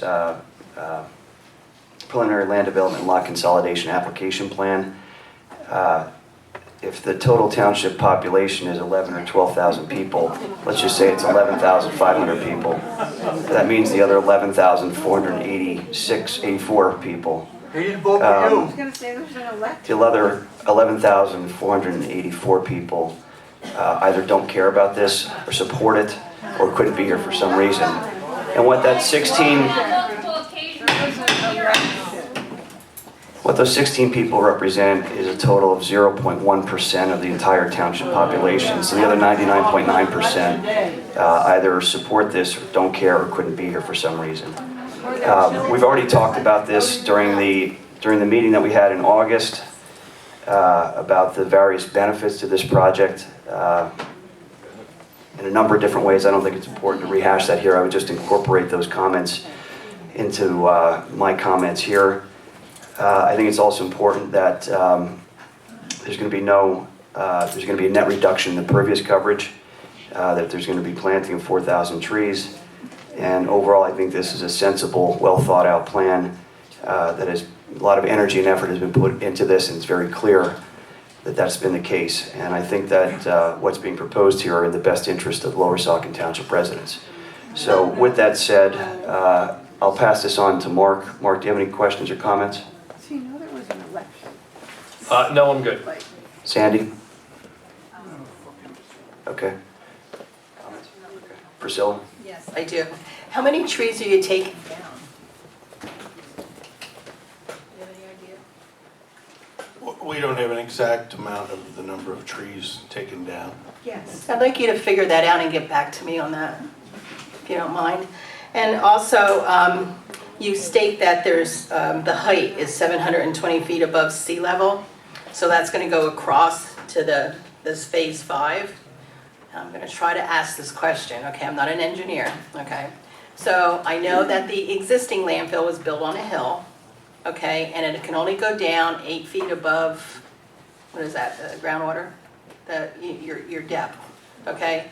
So when you go across into the new area, is it deeper than the bottom of the existing landfill? Does that make sense? Are you asking if the excavation grade will be deeper than the current landfill? That's there now, right, where the liners and the, yes. I think that's what I'm asking. Yeah. Okay. So there is an analysis that has to be done. We have to gather a lot of information to be able to model and understand fully what the groundwater is on these new properties in the new location. There is a well drilling plan that would have to be put in place. That plan is submitted to DEP. It is reviewed by the department, approved, and only once approved are we then monitoring. Then we have to monitor for at least a year period of time. Once we have that full understanding and modeling, then we'll know the excavation grades that are allowable within the footprint as we present it. Okay, because just eyeballing it, you know that the adjacent land is much, there's cliffs and slopes and much deep, they go deeper than the existing landfill. So, so then there's going to be more than 725 feet, because you're counting more dirt more garbage underneath. Is that making sense? The depth of the He waste. understands what I'm saying, so stop making comments. The depth of the waste is variable across the landfill as it is now. Right. But the maximum height of the final cover will not exceed the 725-foot elevation. Right, but do you know how much capacity you're gonna have based on that 725 going down? Like, you know, you can only put so much capacity in a space. So that's why I'm asking the space. Yeah, so we've prepared as part of the application an anticipated volume and a life expectancy of the landfill. We've based that based upon existing grades as they exist on those properties. To the extent that excavation can occur based upon, again, the modeling that we'll need to do and the testing that needs to be done, that capacity could grow. Okay, I was an X-ray tech, so sorry, I can do that. So I appreciate the comment. I guess we have review letters from Hanover Engineering with a lot of deficiencies. Not real happy about all the comments that I read. Lehigh Valley Planning Commission, there was a lot of statements in there that were not supportive of this plan either. So I'm just disappointed that we had all these deficiencies. So, you said these deficiencies you got waivers for, is that correct? We're asking for For waivers, waivers you're for asking- certain of the right. requirements. I wouldn't characterize them as deficiencies. Either would I, You've asked for waivers, and Hanover thinks they're fine. But then you made a comment, though, that these were the same waivers you've asked for in previous expansions. That's correct, each and every one of them. So these are the same waivers that Priscilla's voted for 30 years. No, I voted no to the last So, one. no, I'm talking, it's my turn to talk.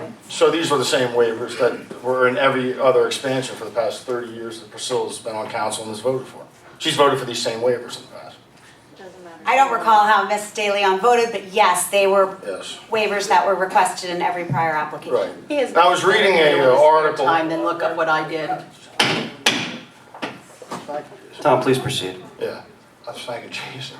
I read an article on Lehigh Valley Live that the city of Easton just renewed their trash contract with a private company. And they will be using your facility to dump that trash.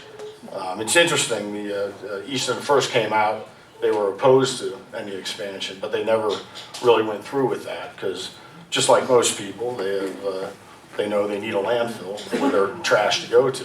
And for the next 3 years, starting in 2024, the city of Easton trash will be put at the Bethlehem landfill. Again, it just proves that people oppose it, but that's where their trash goes.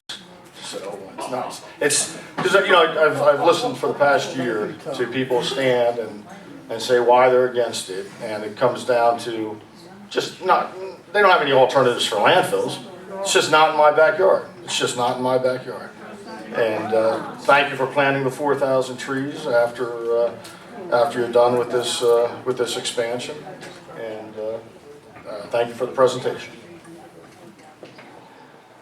All right, unless there's anything else from council, I will make a motion to approve the Bethlehem Landfill Company Phase 5 Expansion Project, Phase 5 Preliminary Land Development and Lot Consolidation Application Plan pursuant to the motion that was prepared with revision to Part B, removing the words "and zoning ordinance ZO waivers," and also incorporating the modifications or changes that were set forth in the December 4, 2023 letter from Mary Ann Garber on behalf of Bethlehem Landfill Company, with the additional change to Part 3 as requested by the Township Engineer to provide 4 complete sets in paper. And that's the draft motion prepared for the December 6th Lower Saucon Township Council meeting by Hanover Engineering, correct? That is correct, yes. That was included in the agenda packet. That is correct, yes. Do I have a second? I'll second. Ms. De Leon, how do you vote? No. Mr. Engels? Yes. Ms. Yerger? No. Mr. Manonis? Yes. Mr. Croce? Yes. Motion passes. All right, thank you. I just want to confirm that the waivers are part of the motion as well, the granting of the waivers? Yes, they're on the draft motion that you got a copy of. Okay, Mr. thank you. Hudson. Thank you for your time. Yep, have a good evening.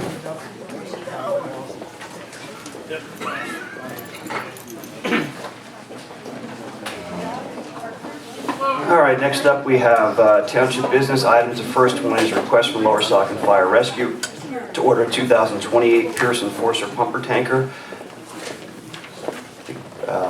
Brian Evans, Scott Creech are here.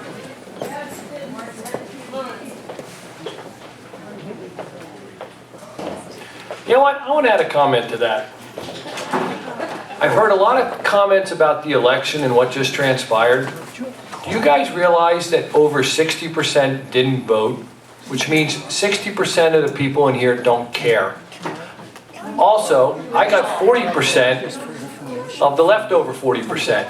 So that makes it 76, and these are round Ms. numbers, Merchant, I haven't probably recognized you. higher. Please be quiet. Request about 78% of the people, voting people in this township, either do not care or support what we just did. That is true. People, you cannot argue with the numbers. You can't argue with them. That's just what I'm saying. 60% don't care, and 40% of the leftover 40% voted for me. So that's minimum 76% either do not care or support it. Those are the facts, period. All right, thank you, Mark. All right, we're going to move on to the agenda item. Sorry for the friendly introduction to our fire services folks who are here, making a request for a pumper truck. But if Ryan and Scott would proceed. Sure. We'll do a little sharing. We're here tonight, and unfortunately Chief Johnson is ill and could not be here tonight, so he's the lead on these projects, but we will try to fill in.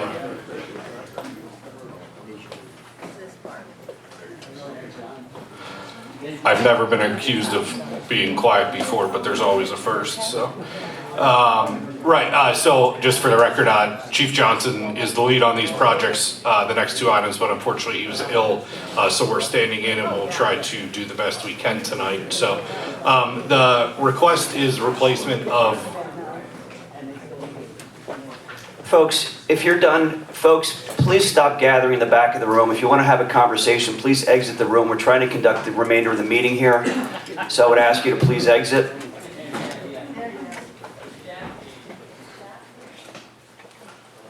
Thank you. The request is replacement of the tanker at Southeastern. That vehicle is currently 20 years old. It's a 2003. It is the oldest vehicle of the fleet. The apparatus study conducted, I think, 4 years ago. It might be 5 years ago now. It's the next vehicle that is up for replacement, recommends its replacement in the 2023-2024 timeframe. We have been able to delay that slightly. That's why this request is only coming now, because the vehicle has overall been in pretty good shape, and there's been other priorities that we wanted to focus on. The reason we're here now is, unfortunately, with some of the supply chain issues that are facing pretty much every facet of our life, we've learned that delivery on apparatus now is anticipated at 4 years. So we're talking 48 months if we signed tonight would be the anticipated delivery, and that's before any other issues come up. With that, obviously, then every year pricing is going to go up. So because of those issues, that's why the request sort of has come up. This is something that's been talked about at fire services, probably for the last year or two, that this would be the next vehicle up, but that's what came to us. That's what has it coming up for timing at this point. And it has the ability to replace, we talked to fire services, of 2 trucks.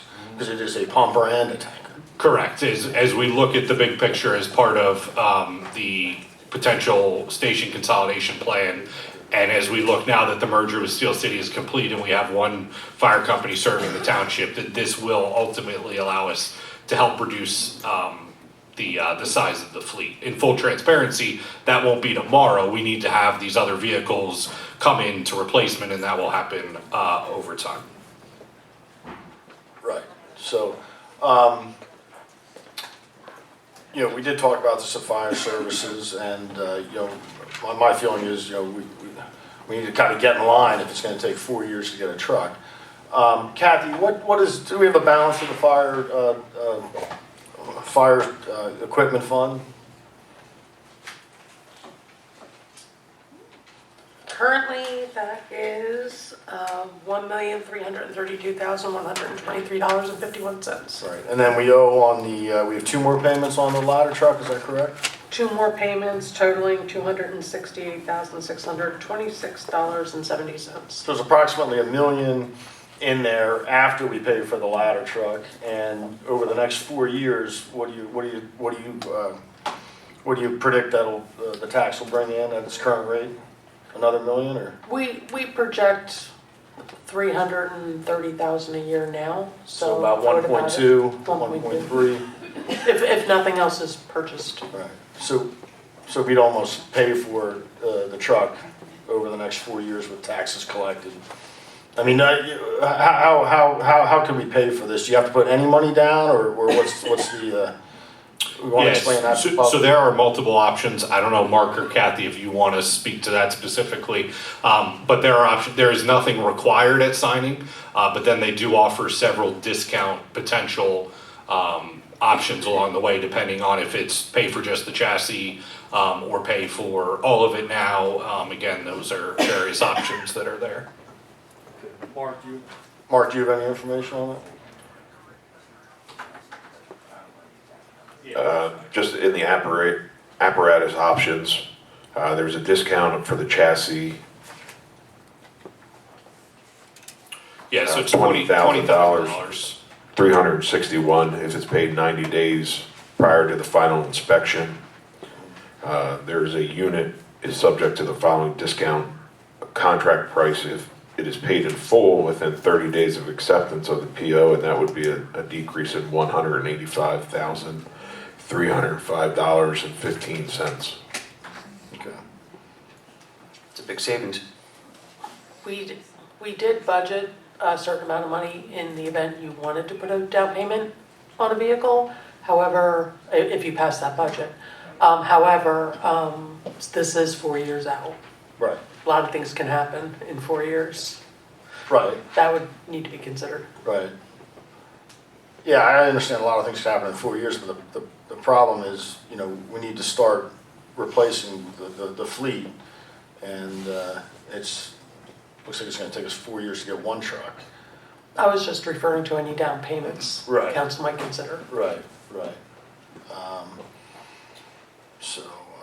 And it's 4 years to 4.5 years. So, I mean, right. It could be longer.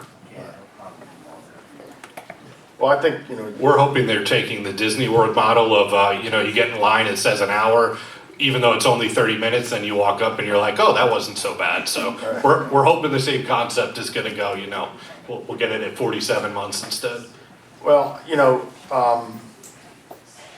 And if I could just add, that's kind of a lot of our situation right now with a lot of our equipment. Like, we've ordered radios that, if you guys remember, we did the FEMA grant allotment. They were supposed to be here in January, well, we just got them 2 weeks ago, and they're not programmed yet. Same thing with turnout gear. We used to be able to get turnout gear in, 8 weeks? Now it's taking 8 months. It's just across the board with everything that we use for firefighting now. It's just taking longer to show up after we purchase it.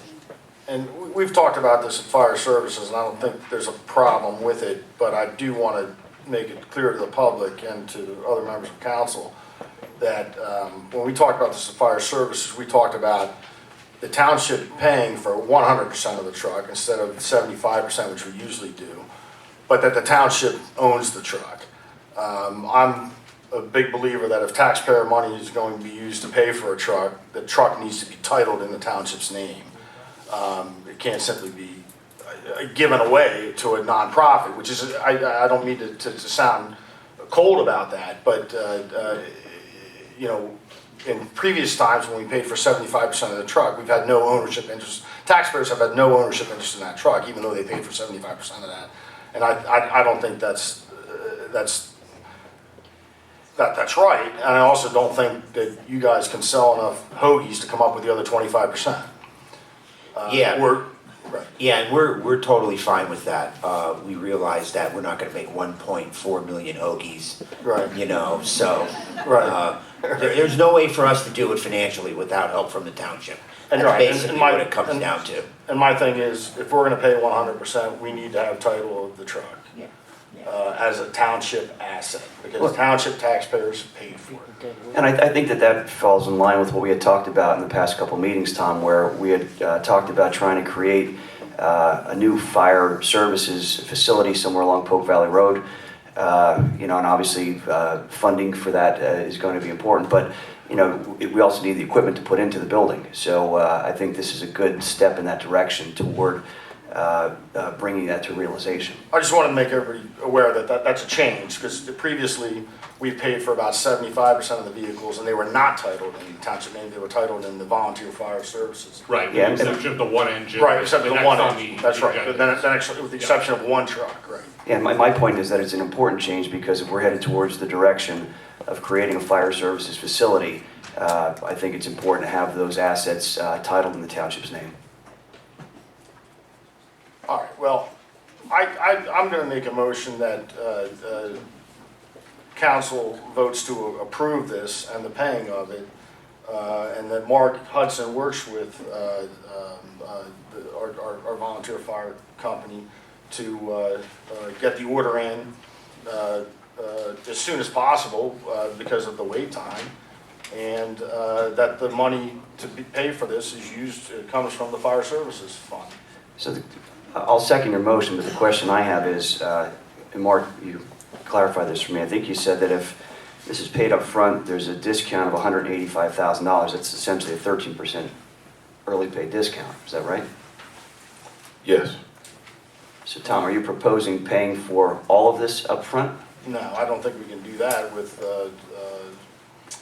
I Maybe just you wanna talk to Kathy, I mean, is that possible, or, and what would be the preference of other members of council, but certainly also the, Mark and the volunteer fire service? Or an alternative early pay? I think you said there were multiple options that were available, where there were discounts depending on how much you paid and what you paid for, such as the chassis and different parts of the machine. Yeah, I believe it's just that, just shy of 200,000 if you add those two together. I can pull those figures back up. I don't. It is. Mark, Do you okay, get that? Correct me if I'm wrong. Do you get that extra 20? That was a question I was going to have. Yes, I believe those two are cumulative. Okay.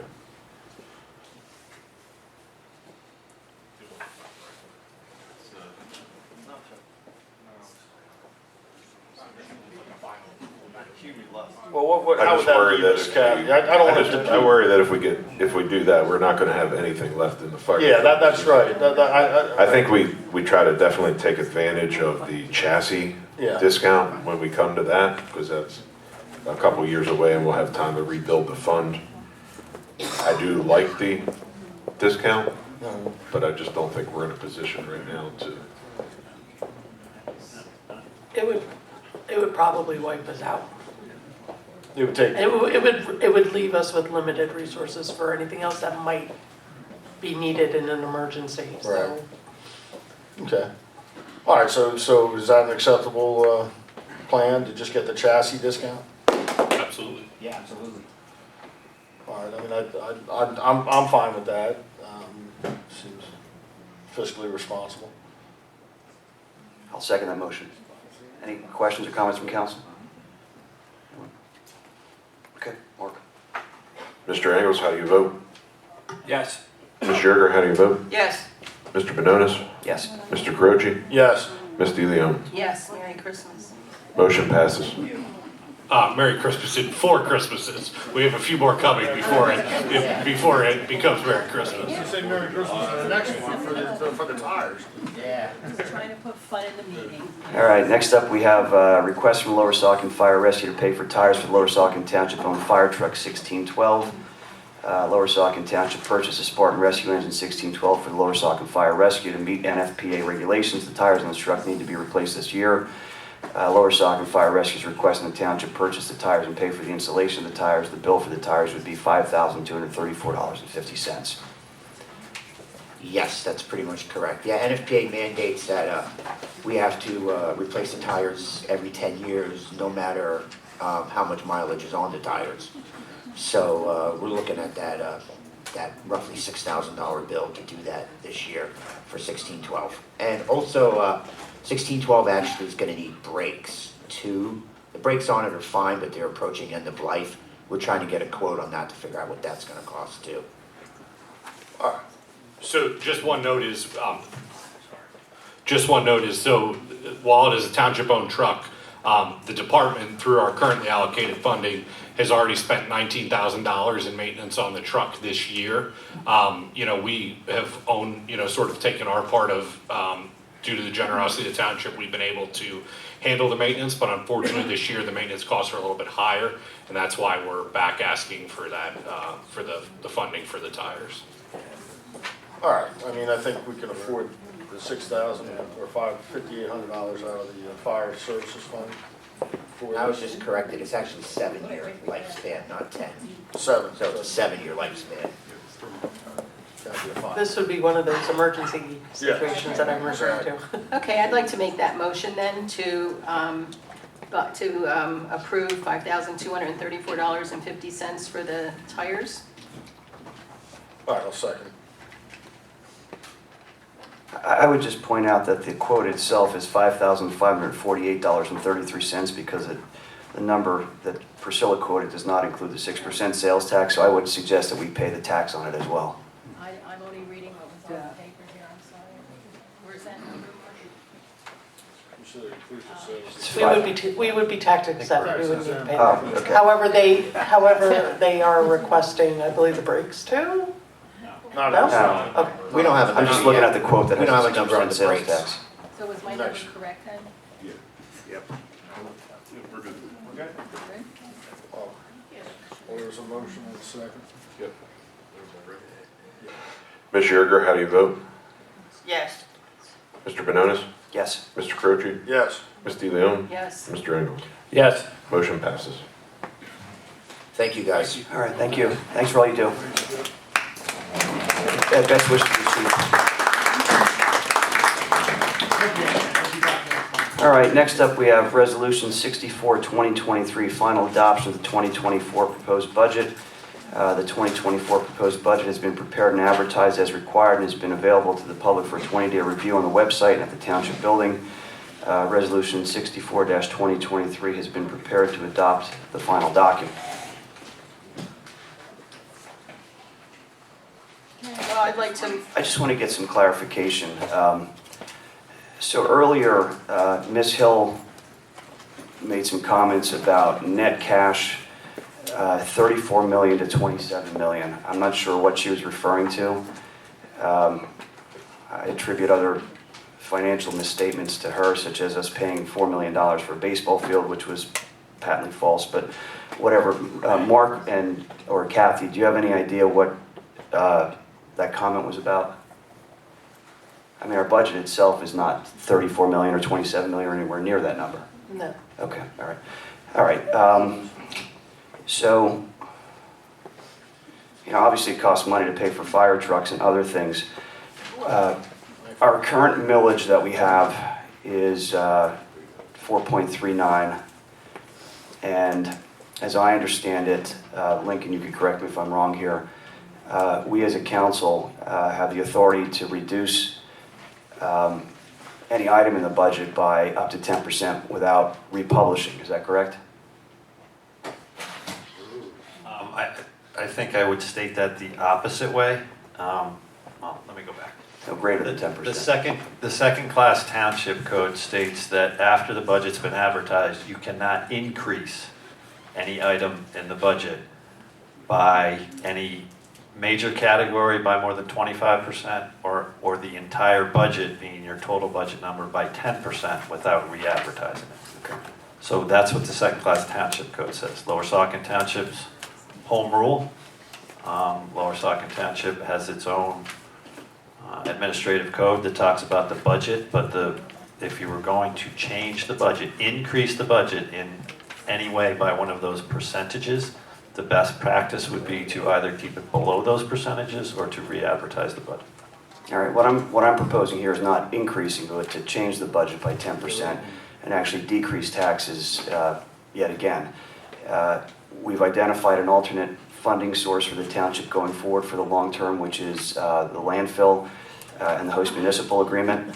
And as a result of that, and I brought this up at the prior council meeting, that I think it's improper for a municipality to hoard cash, taxpayer money, and sit on it.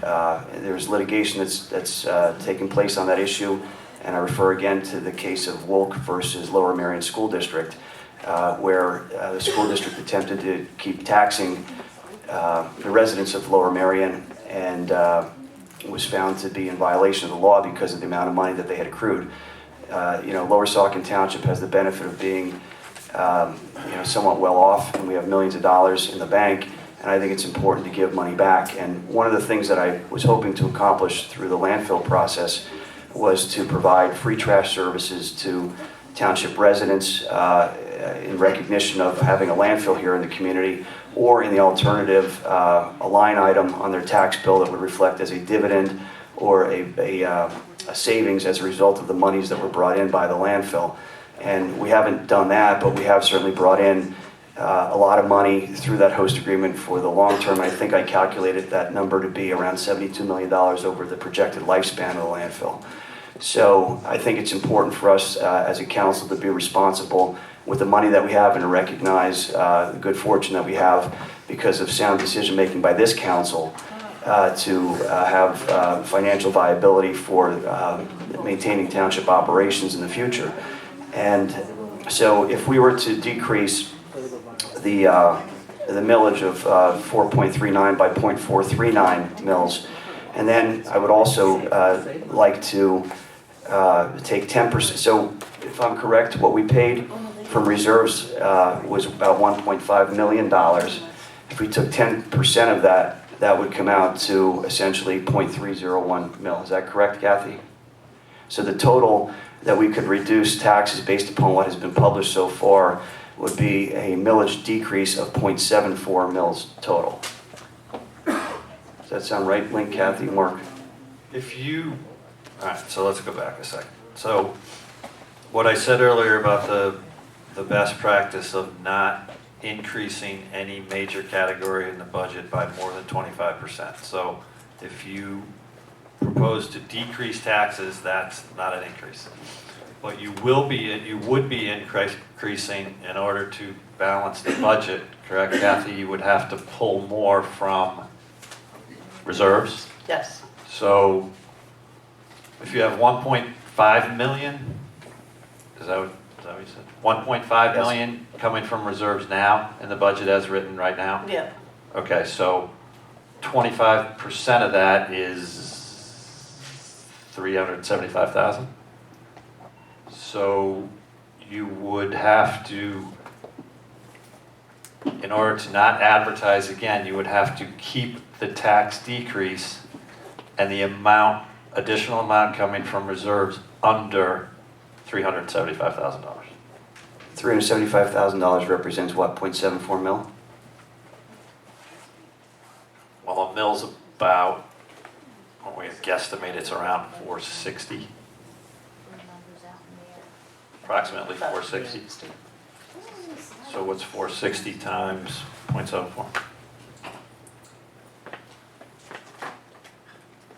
We reduce it. 340,000. So, yeah, so 0.74 would work. It keeps it under the. But it could go as high as 375. You could probably go as high as 375, but if you reduce it by, what's your millage now? 439. 439 for general fund purposes. All right, so if you reduce it by 0.74, it gets you to 365, 3.65, yeah. right? Which is a round number. If you go any higher, if you go any more than that, you're gonna have a different. So could we make it an even 3/4, 0.75, and still be okay? Yeah, that's still, if somebody does the math, that still brings you under the $375,000 number. All right, then I'm gonna suggest that we reduce the millage rate 0.75 mils, you know, and keep everything else as is in the proposed budget. Excuse me, did you say 0.75? 0.75. That's a motion to amend the budget with just that one item. Yes. I'll second it.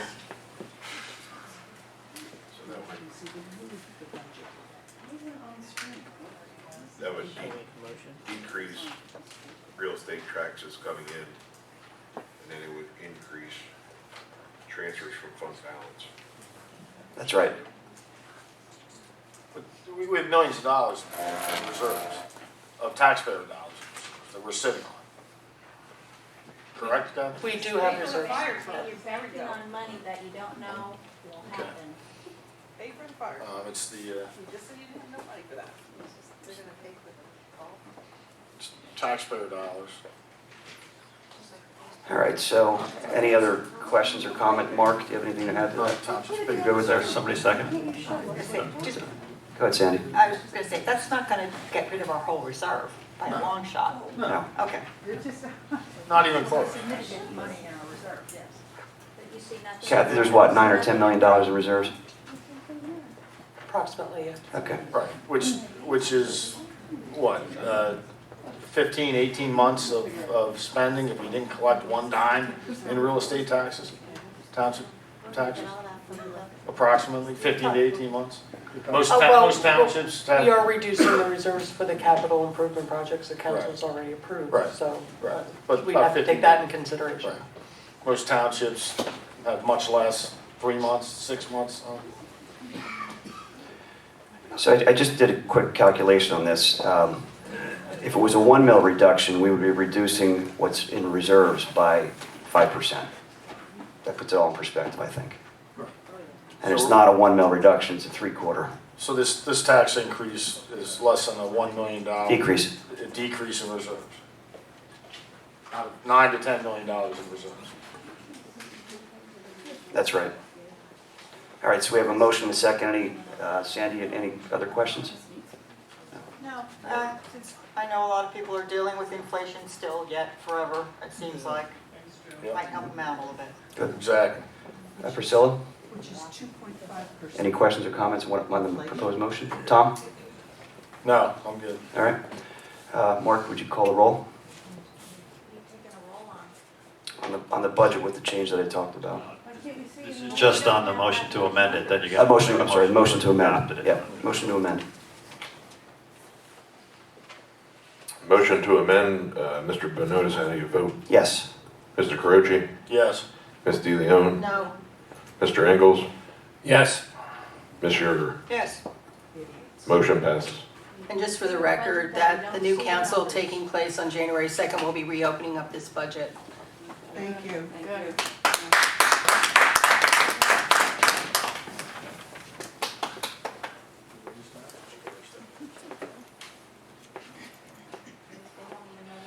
All right, so, yep, I'm going to make a motion to adopt the amended budget. I'll second that.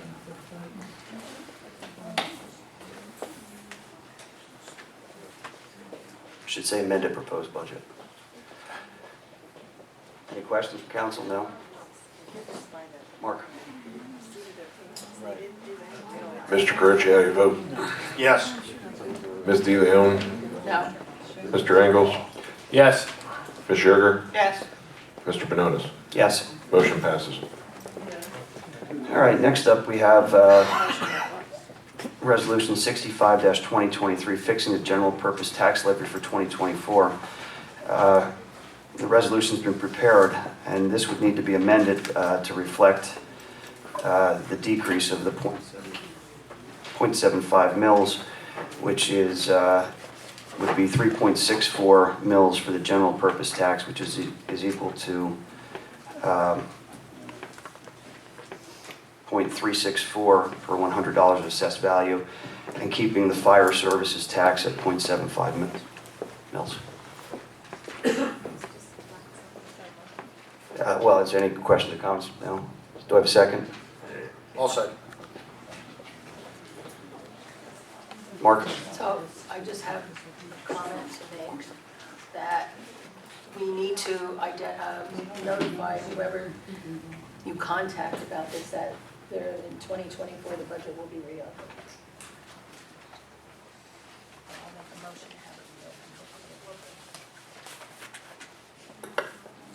Ms. DeLeon, how do you vote? No. Mr. Engels? Yes. Ms. Sugar? Yes. Mr. Panonis? Yes. Mr. Carucci? Yes. Motion.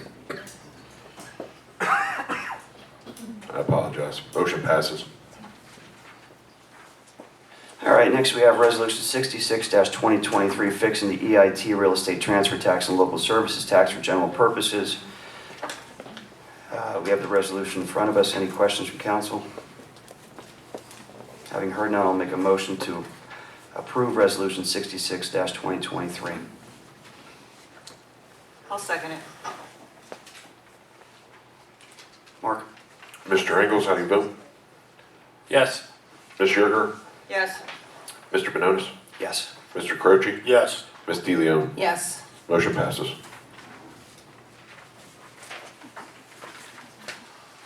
All right, next we have authorization for final payment to Barker and Barker Paving. This is the final payment for the Saucon Terrace paving project that was completed in the fall of 2022. Staff is recommending payment to Barker in the amount of $54,323.65 due. That's on the contract.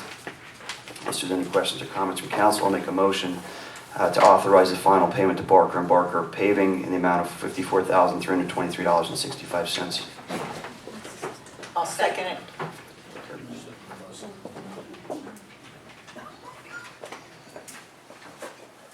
Ms. Sugar, how do you vote? Yes. Mr. Panonis? Yes. Mr. Carucci? Yes. Ms. DeLeon? Yes. Mr. Engels? Yes. Motion passes. All right, next up, we have authorization for payment number 1 to CH&N Construction for the Easton Road Park Baseball Field project, and discussion and approval of requested change orders. Backup documents are pending with CH&N and Hanover Engineering. Mark or Brian, you want to comment on this? We did receive the invoice and reviewed it and believe it's fine for payment. It does contain 5 change orders that the contractor is asking for permission for, with payment on 2 of them with this invoice.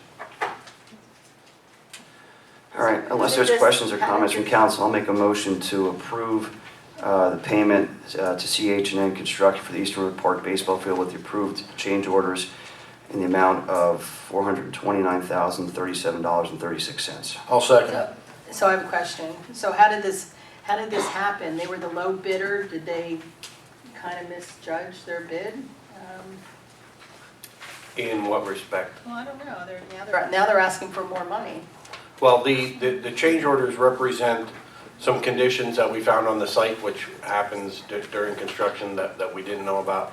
They also suggested some maintenance changes, like increasing the amount of cover over the fence to match the other one. They're things that should help us with maintenance costs in the future that they pointed out as they're building the field.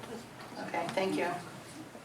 Just so it's clear, the change orders reflect 1.4% of the original contract price. Mark, would you call the roll? Mr. Panonis, how do you vote? Yes. Mr. Carucci? Yes. Ms. DeLeon? No. Mr. Engels? Yes. Ms. Sugar? Yes. Motion passes. All right, next up we have discussion on the Lower Saucon Township Election Day Voter Incident Survey.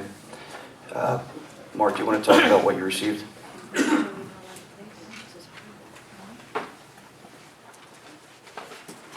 At this point, we received 26 responses to that. Some of them were inappropriate. There was a couple of responses that stated they did have some issues. We had some pictures from the election day. Voters services. We have a couple people that said they did not experience any problems. After the board has reviewed, I will forward all of that to the Northampton County Voters Services Department. All right. Can we keep that on our website and keep it open for a while longer, at least till the end of the year? Thanks. I agree. So we had a conversation at the last council meeting about the irregularities and all the problems that took place with the election machines and polling places throughout the township. I'm happy to see that there's 26 people, although all of them may not be very solid responses, but nonetheless there are some in there that are solid and people have concerns about what took place. I did attend the Northampton County Elections Board certification process. The one thing that stood out to me there was that the Elections Board solicitor did not tell the Elections Board that they have the authority to report those irregularities that were reported to the Northampton County District Attorney. So I would ask that the survey results that we received and that we will continue to receive through the end of the year be sent, that the solicitor draft a letter to the Elections Board solicitor and the members of the Elections Board enclosing the survey results that we received, and also to the Northampton County District Attorney's Office for whatever handling the District Attorney sees fit on those issues. I'll second. Mark, would you call the roll? Mr. Croce, how do you vote? Yes. Ms. DeLeon? No. Mr. Engels? He made a trip. Ms. Yerger? Yes. Mr. Benonis? He's back. Mark, I made a motion to turn over the election day survey results, have Link draft a letter to the Elections Board solicitor, the Elections Board members, and also the district attorney with those findings. The roll was called. So. Yes. Ms. Yerger? Yes. Mr. Benonis? Yes. Motion passes. All right, next up we have officer's disability retirement position. An officer was injured in the line of duty and it's been determined that he's unable to return to his position as a Lower Saucon Township police officer. Unfortunately, last year in June of 2022, we had an officer that was injured in the line of duty, did everything that he could to return to work. He has been unable to return to work. We've worked with workers' compensation, and it has been determined that he's unable to be a police officer any longer. He has requested to take his disability retirement pension. That needs to be approved by the council, so we are requesting for you to approve that for the officer that was injured. All right, I'll make a motion to approve that. I'll second. Ms. DeLeon, how do you vote? Yes. Mr. Engels? Yes. Ms. Yerger? Yes. Mr. Benonis? Yes. Mr. Croce? Yes. Thank you. Motion passes. All right, next is, and Mark, please extend our regards to the officer and his family. Next, we have discussion and possible action on additional December council meetings. We have a few weeks before the end of the year. There's some loose ends that I think need to be completed by council before year's end. We've historically left the possibility of having a second meeting in December. So I would make a motion to have another council meeting on December 20th at 6:00 p.m. at Township Hall. I'll second. I think I said 6:30, but did I say? I meant 6:30. 6:30. 6:30, I'll second. Mr. Engels, how do you vote? Yes. Ms. Yerger? Yes. Mr. Benonis? Yes. Mr. Croce? Yes. Ms. DeLeon? Yes. Motion passes. All right, next is discussion and possible action on setting a date for the 02-23 Verizon Wireless conditional use hearing for 4235 Lewis Avenue. Verizon Wireless has submitted a conditional use application for the installation of a cell tower on the property located at 4235 Lewis Avenue. Township Council has 60 days to open the conditional use hearing. The application was submitted to the Township on November 17, 2023. The last day to open the hearing is January 16, 2024. The applicant has agreed to provide the Township with a letter to extend the 60-day deadline and allow the Township to hold a meeting at the January 17, 2024 Township Council meeting. The conditional use application will be included on the Thursday, December 21, 2023 Planning Commission agenda. We did receive the letter granting the extension today, and it is in your packet. Unless there's any questions or comments, I'll make a motion to approve the request from the applicant to conduct the hearing at the January 17, 2024 Township Council meeting, or whatever meeting schedule is set when we reorganize in the beginning of January. I'll second. Ms. Yerger? Yes. Mr. Benonis? Yes. Mr. Croce? Yes. Ms. DeLeon? Yes. Mr. Engels? Yes. Motion passes. All right, next we have approval of the October 4, 2023 council minutes. I will make a motion to approve the October 4, 2023 council minutes without any corrections. Second. Mr. Benonis, how do you vote? Yes. Mr. Croce? Yes. Ms. DeLeon? Yes. Mr. Engels? Yes. Ms. Yerger? Yes. Motion passes. Next we have approval of the November 15, 2023 council minutes. The November 15, 2023 council minutes are ready for council's review and approval. I will make a motion to approve the November 15, 2023 council minutes without any corrections. I'll second it. Mr. Croce, how do you vote? Yes. Ms. DeLeon? Yes. Mr. Engels? Yes. Ms. Yerger? Yes. Mr. Benonis? Yes. Motion passes. All right, next is public comment on agenda items, residents and taxpayers. I'm sorry, important stuff. Yeah, all right. Council and staff reports. Township Manager Mark Hudson, be short, your voice may not hold out. The Black River project is begun, and yesterday the concrete footers were poured for the bridge. Just an update, the Meadows Road Bridge, I was told, is to go out to bid in February of 2024. This Saturday will be the last day for the yard waste facility. We will do Christmas tree collection in January of 2024. The township is still collecting squishmallows for Emily's Hug Me Drive. We have a box in our lobby. We are collecting those until December 15th.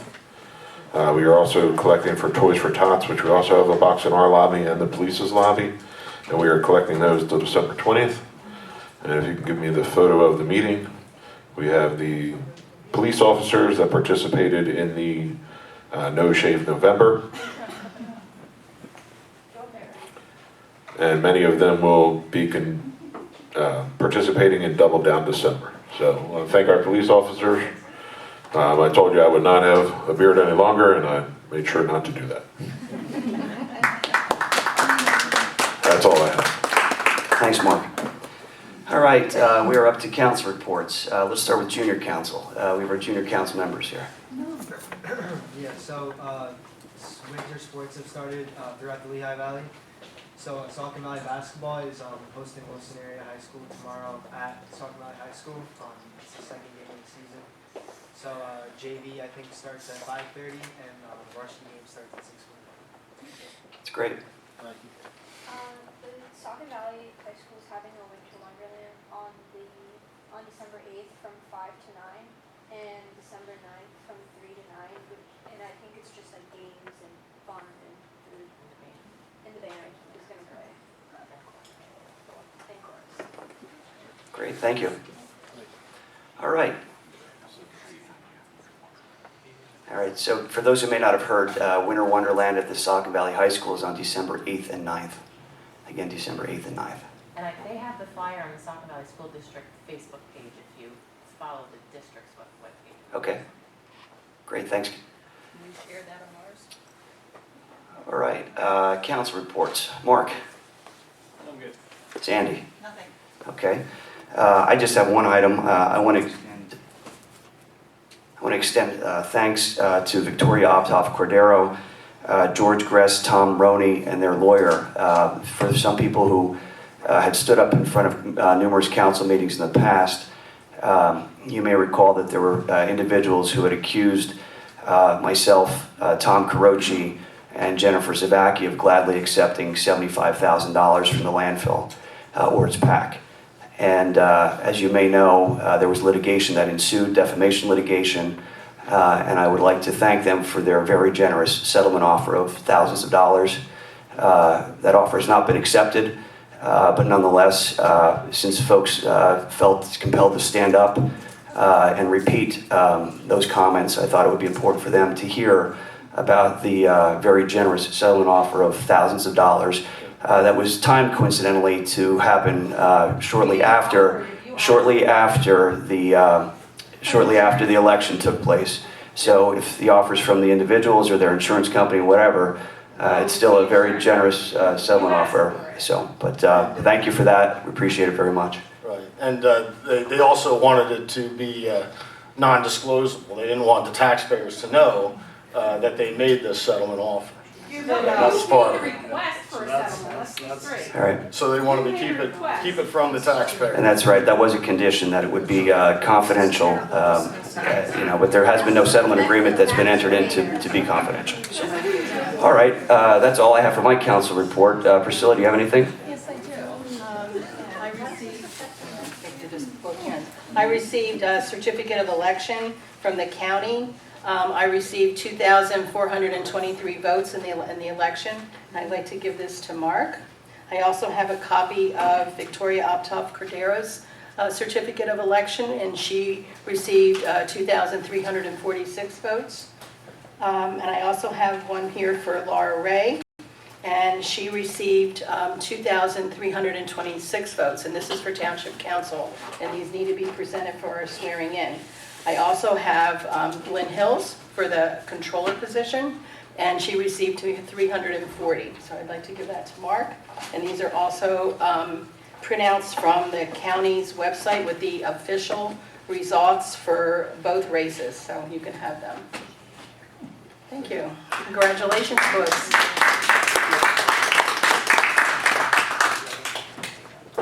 That's all I. Okay, Tom. No, I don't have anything. All right, that concludes the council reports. We have a solicitor's report. I don't have anything. All right, engineer's report. All right, and now we're up to public comment, non-agenda items. So first up is Larry Optoff. Larry Optoff. Okay, next is Sal Galliano. Sal Galliano. Okay. Bob Blasco. Bob Blasco. Next is Dave Boulan. Dave Boulan. All right, Dave Boulan. No, I'm not running for office, by the way.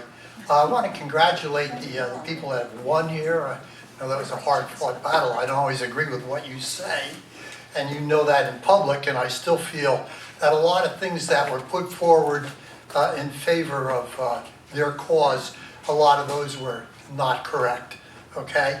And I won't get down the list, which includes the landfill, or the library, or the on and on. A lot of misrepresentation, and I truly ask going forward that from now on, I will try to call out people on that, whichever side you're on. And yes, I did submit my my report to the the web catching document report for our voting, because I didn't agree with that either. I think the vote is more important immediately than who wins the election or doesn't, because if the vote isn't honest, it doesn't much matter. Anyhow, thank you very much. Thank you. Next is Ginger Petrie. Ginger Petrie. don't have a lot to say. As you all would know, I'm very disappointed in the fact that the landfill is going to grow. I'll remind you, this is non-agenda items, not agenda items. I'm going to continue from what the statement I just made. The only part that I would like to know about this is that because I'm the neighbor, I'm the neighboring property of this. I am the eastern neighbor where they're expanding toward, and they are also south of my property.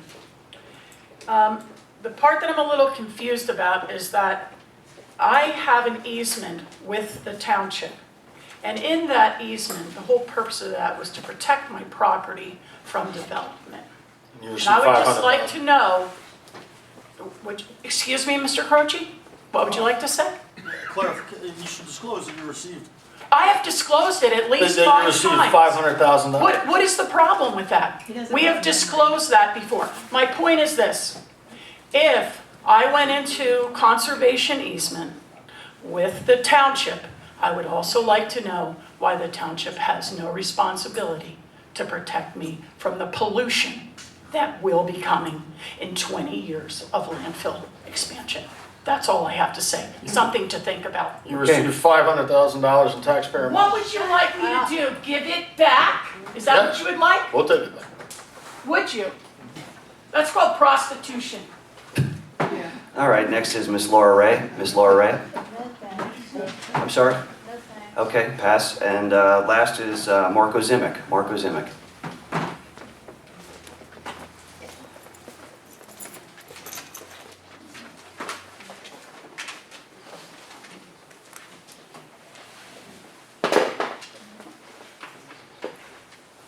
I forgot what your name was. Anyway, when I walk, no, I'm not talking. Mr. Ozimic, I would suggest that you follow the rules and direct your comments to council, not to members of the audience. Okay. Council, Reddington Road smells. When I walk my dog in the morning, Reddington Road, twice that I went on a walk, smells of landfill garbage. Can you fix it? Link? I don't think that falls within my job description. It should. All right, that concludes the non-agenda items. I'll make a motion to adjourn. There is another I have a non-agenda second? sheet in the back which has my name on it. I would like to speak. Well, that wasn't presented to me. Well, it's back there with my name on it. Well, let's see it. Let's see it.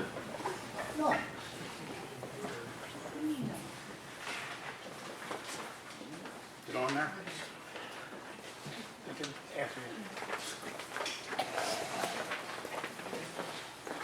Glad to see you showed up again. Just to see you.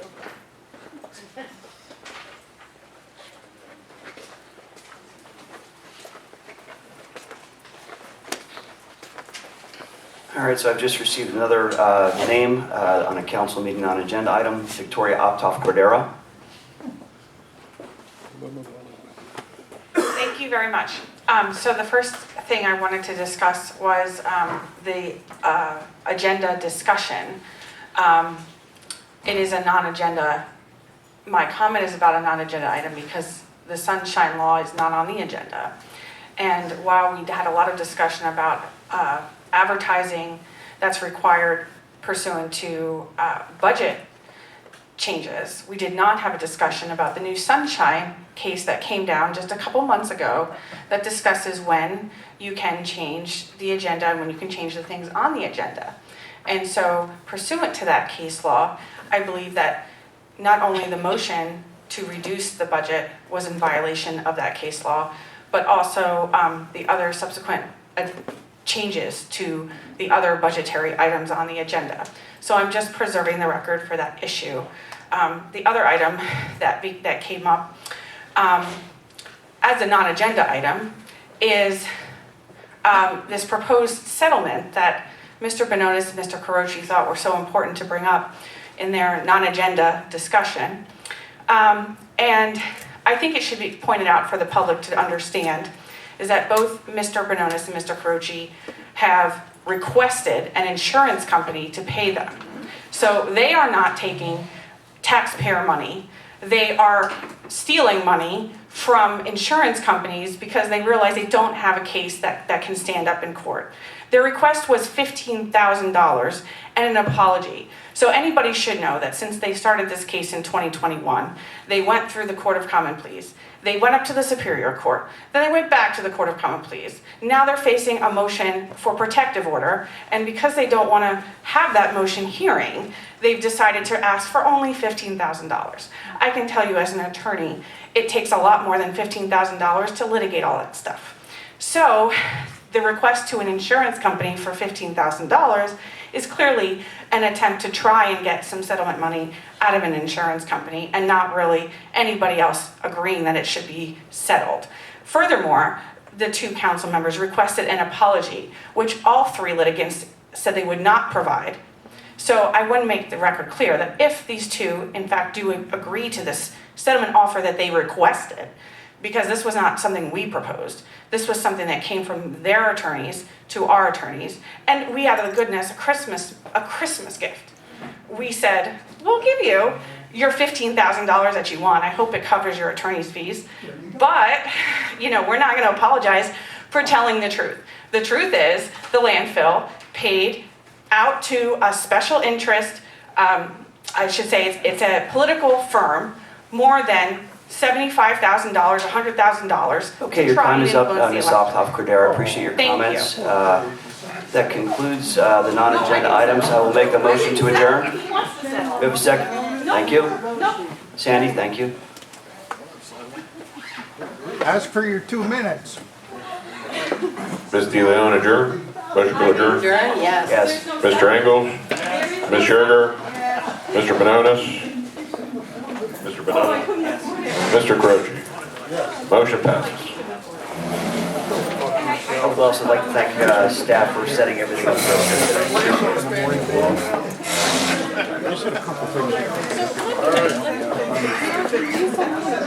And I can respond to your email tomorrow.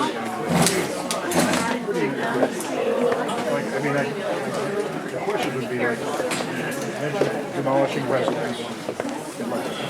I was watching it does, but it does smell. No, it smells all the way out to the I'm not really authorized to speak on behalf of my client, Brad, so if you send me the questions via email, And just so you know what I'm asking, I'm not going how long this will stay, I'll increase the light landfill, with the expansion, but it's coming out there. All right, yeah, let's work this. I was here the last time you were for an expansion. I remember from when we were in high school, I think. that's funny.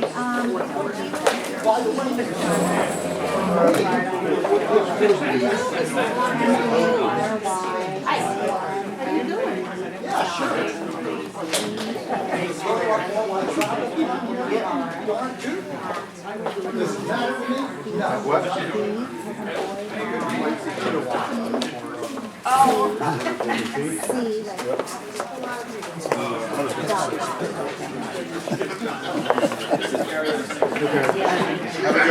If I send it again tonight, my concern is my deck back outside. It's not going to go down tonight. So, but if I send it out tomorrow morning, do you get back to me in the morning? Yeah, I mean, why don't you send me an email tonight, and then with your questions, and then Okay, that's all I did. Good. Then I just went off and I can get it in the morning so the boss doesn't say like, where's your store? Sure, I understand. Thank you. That's on there.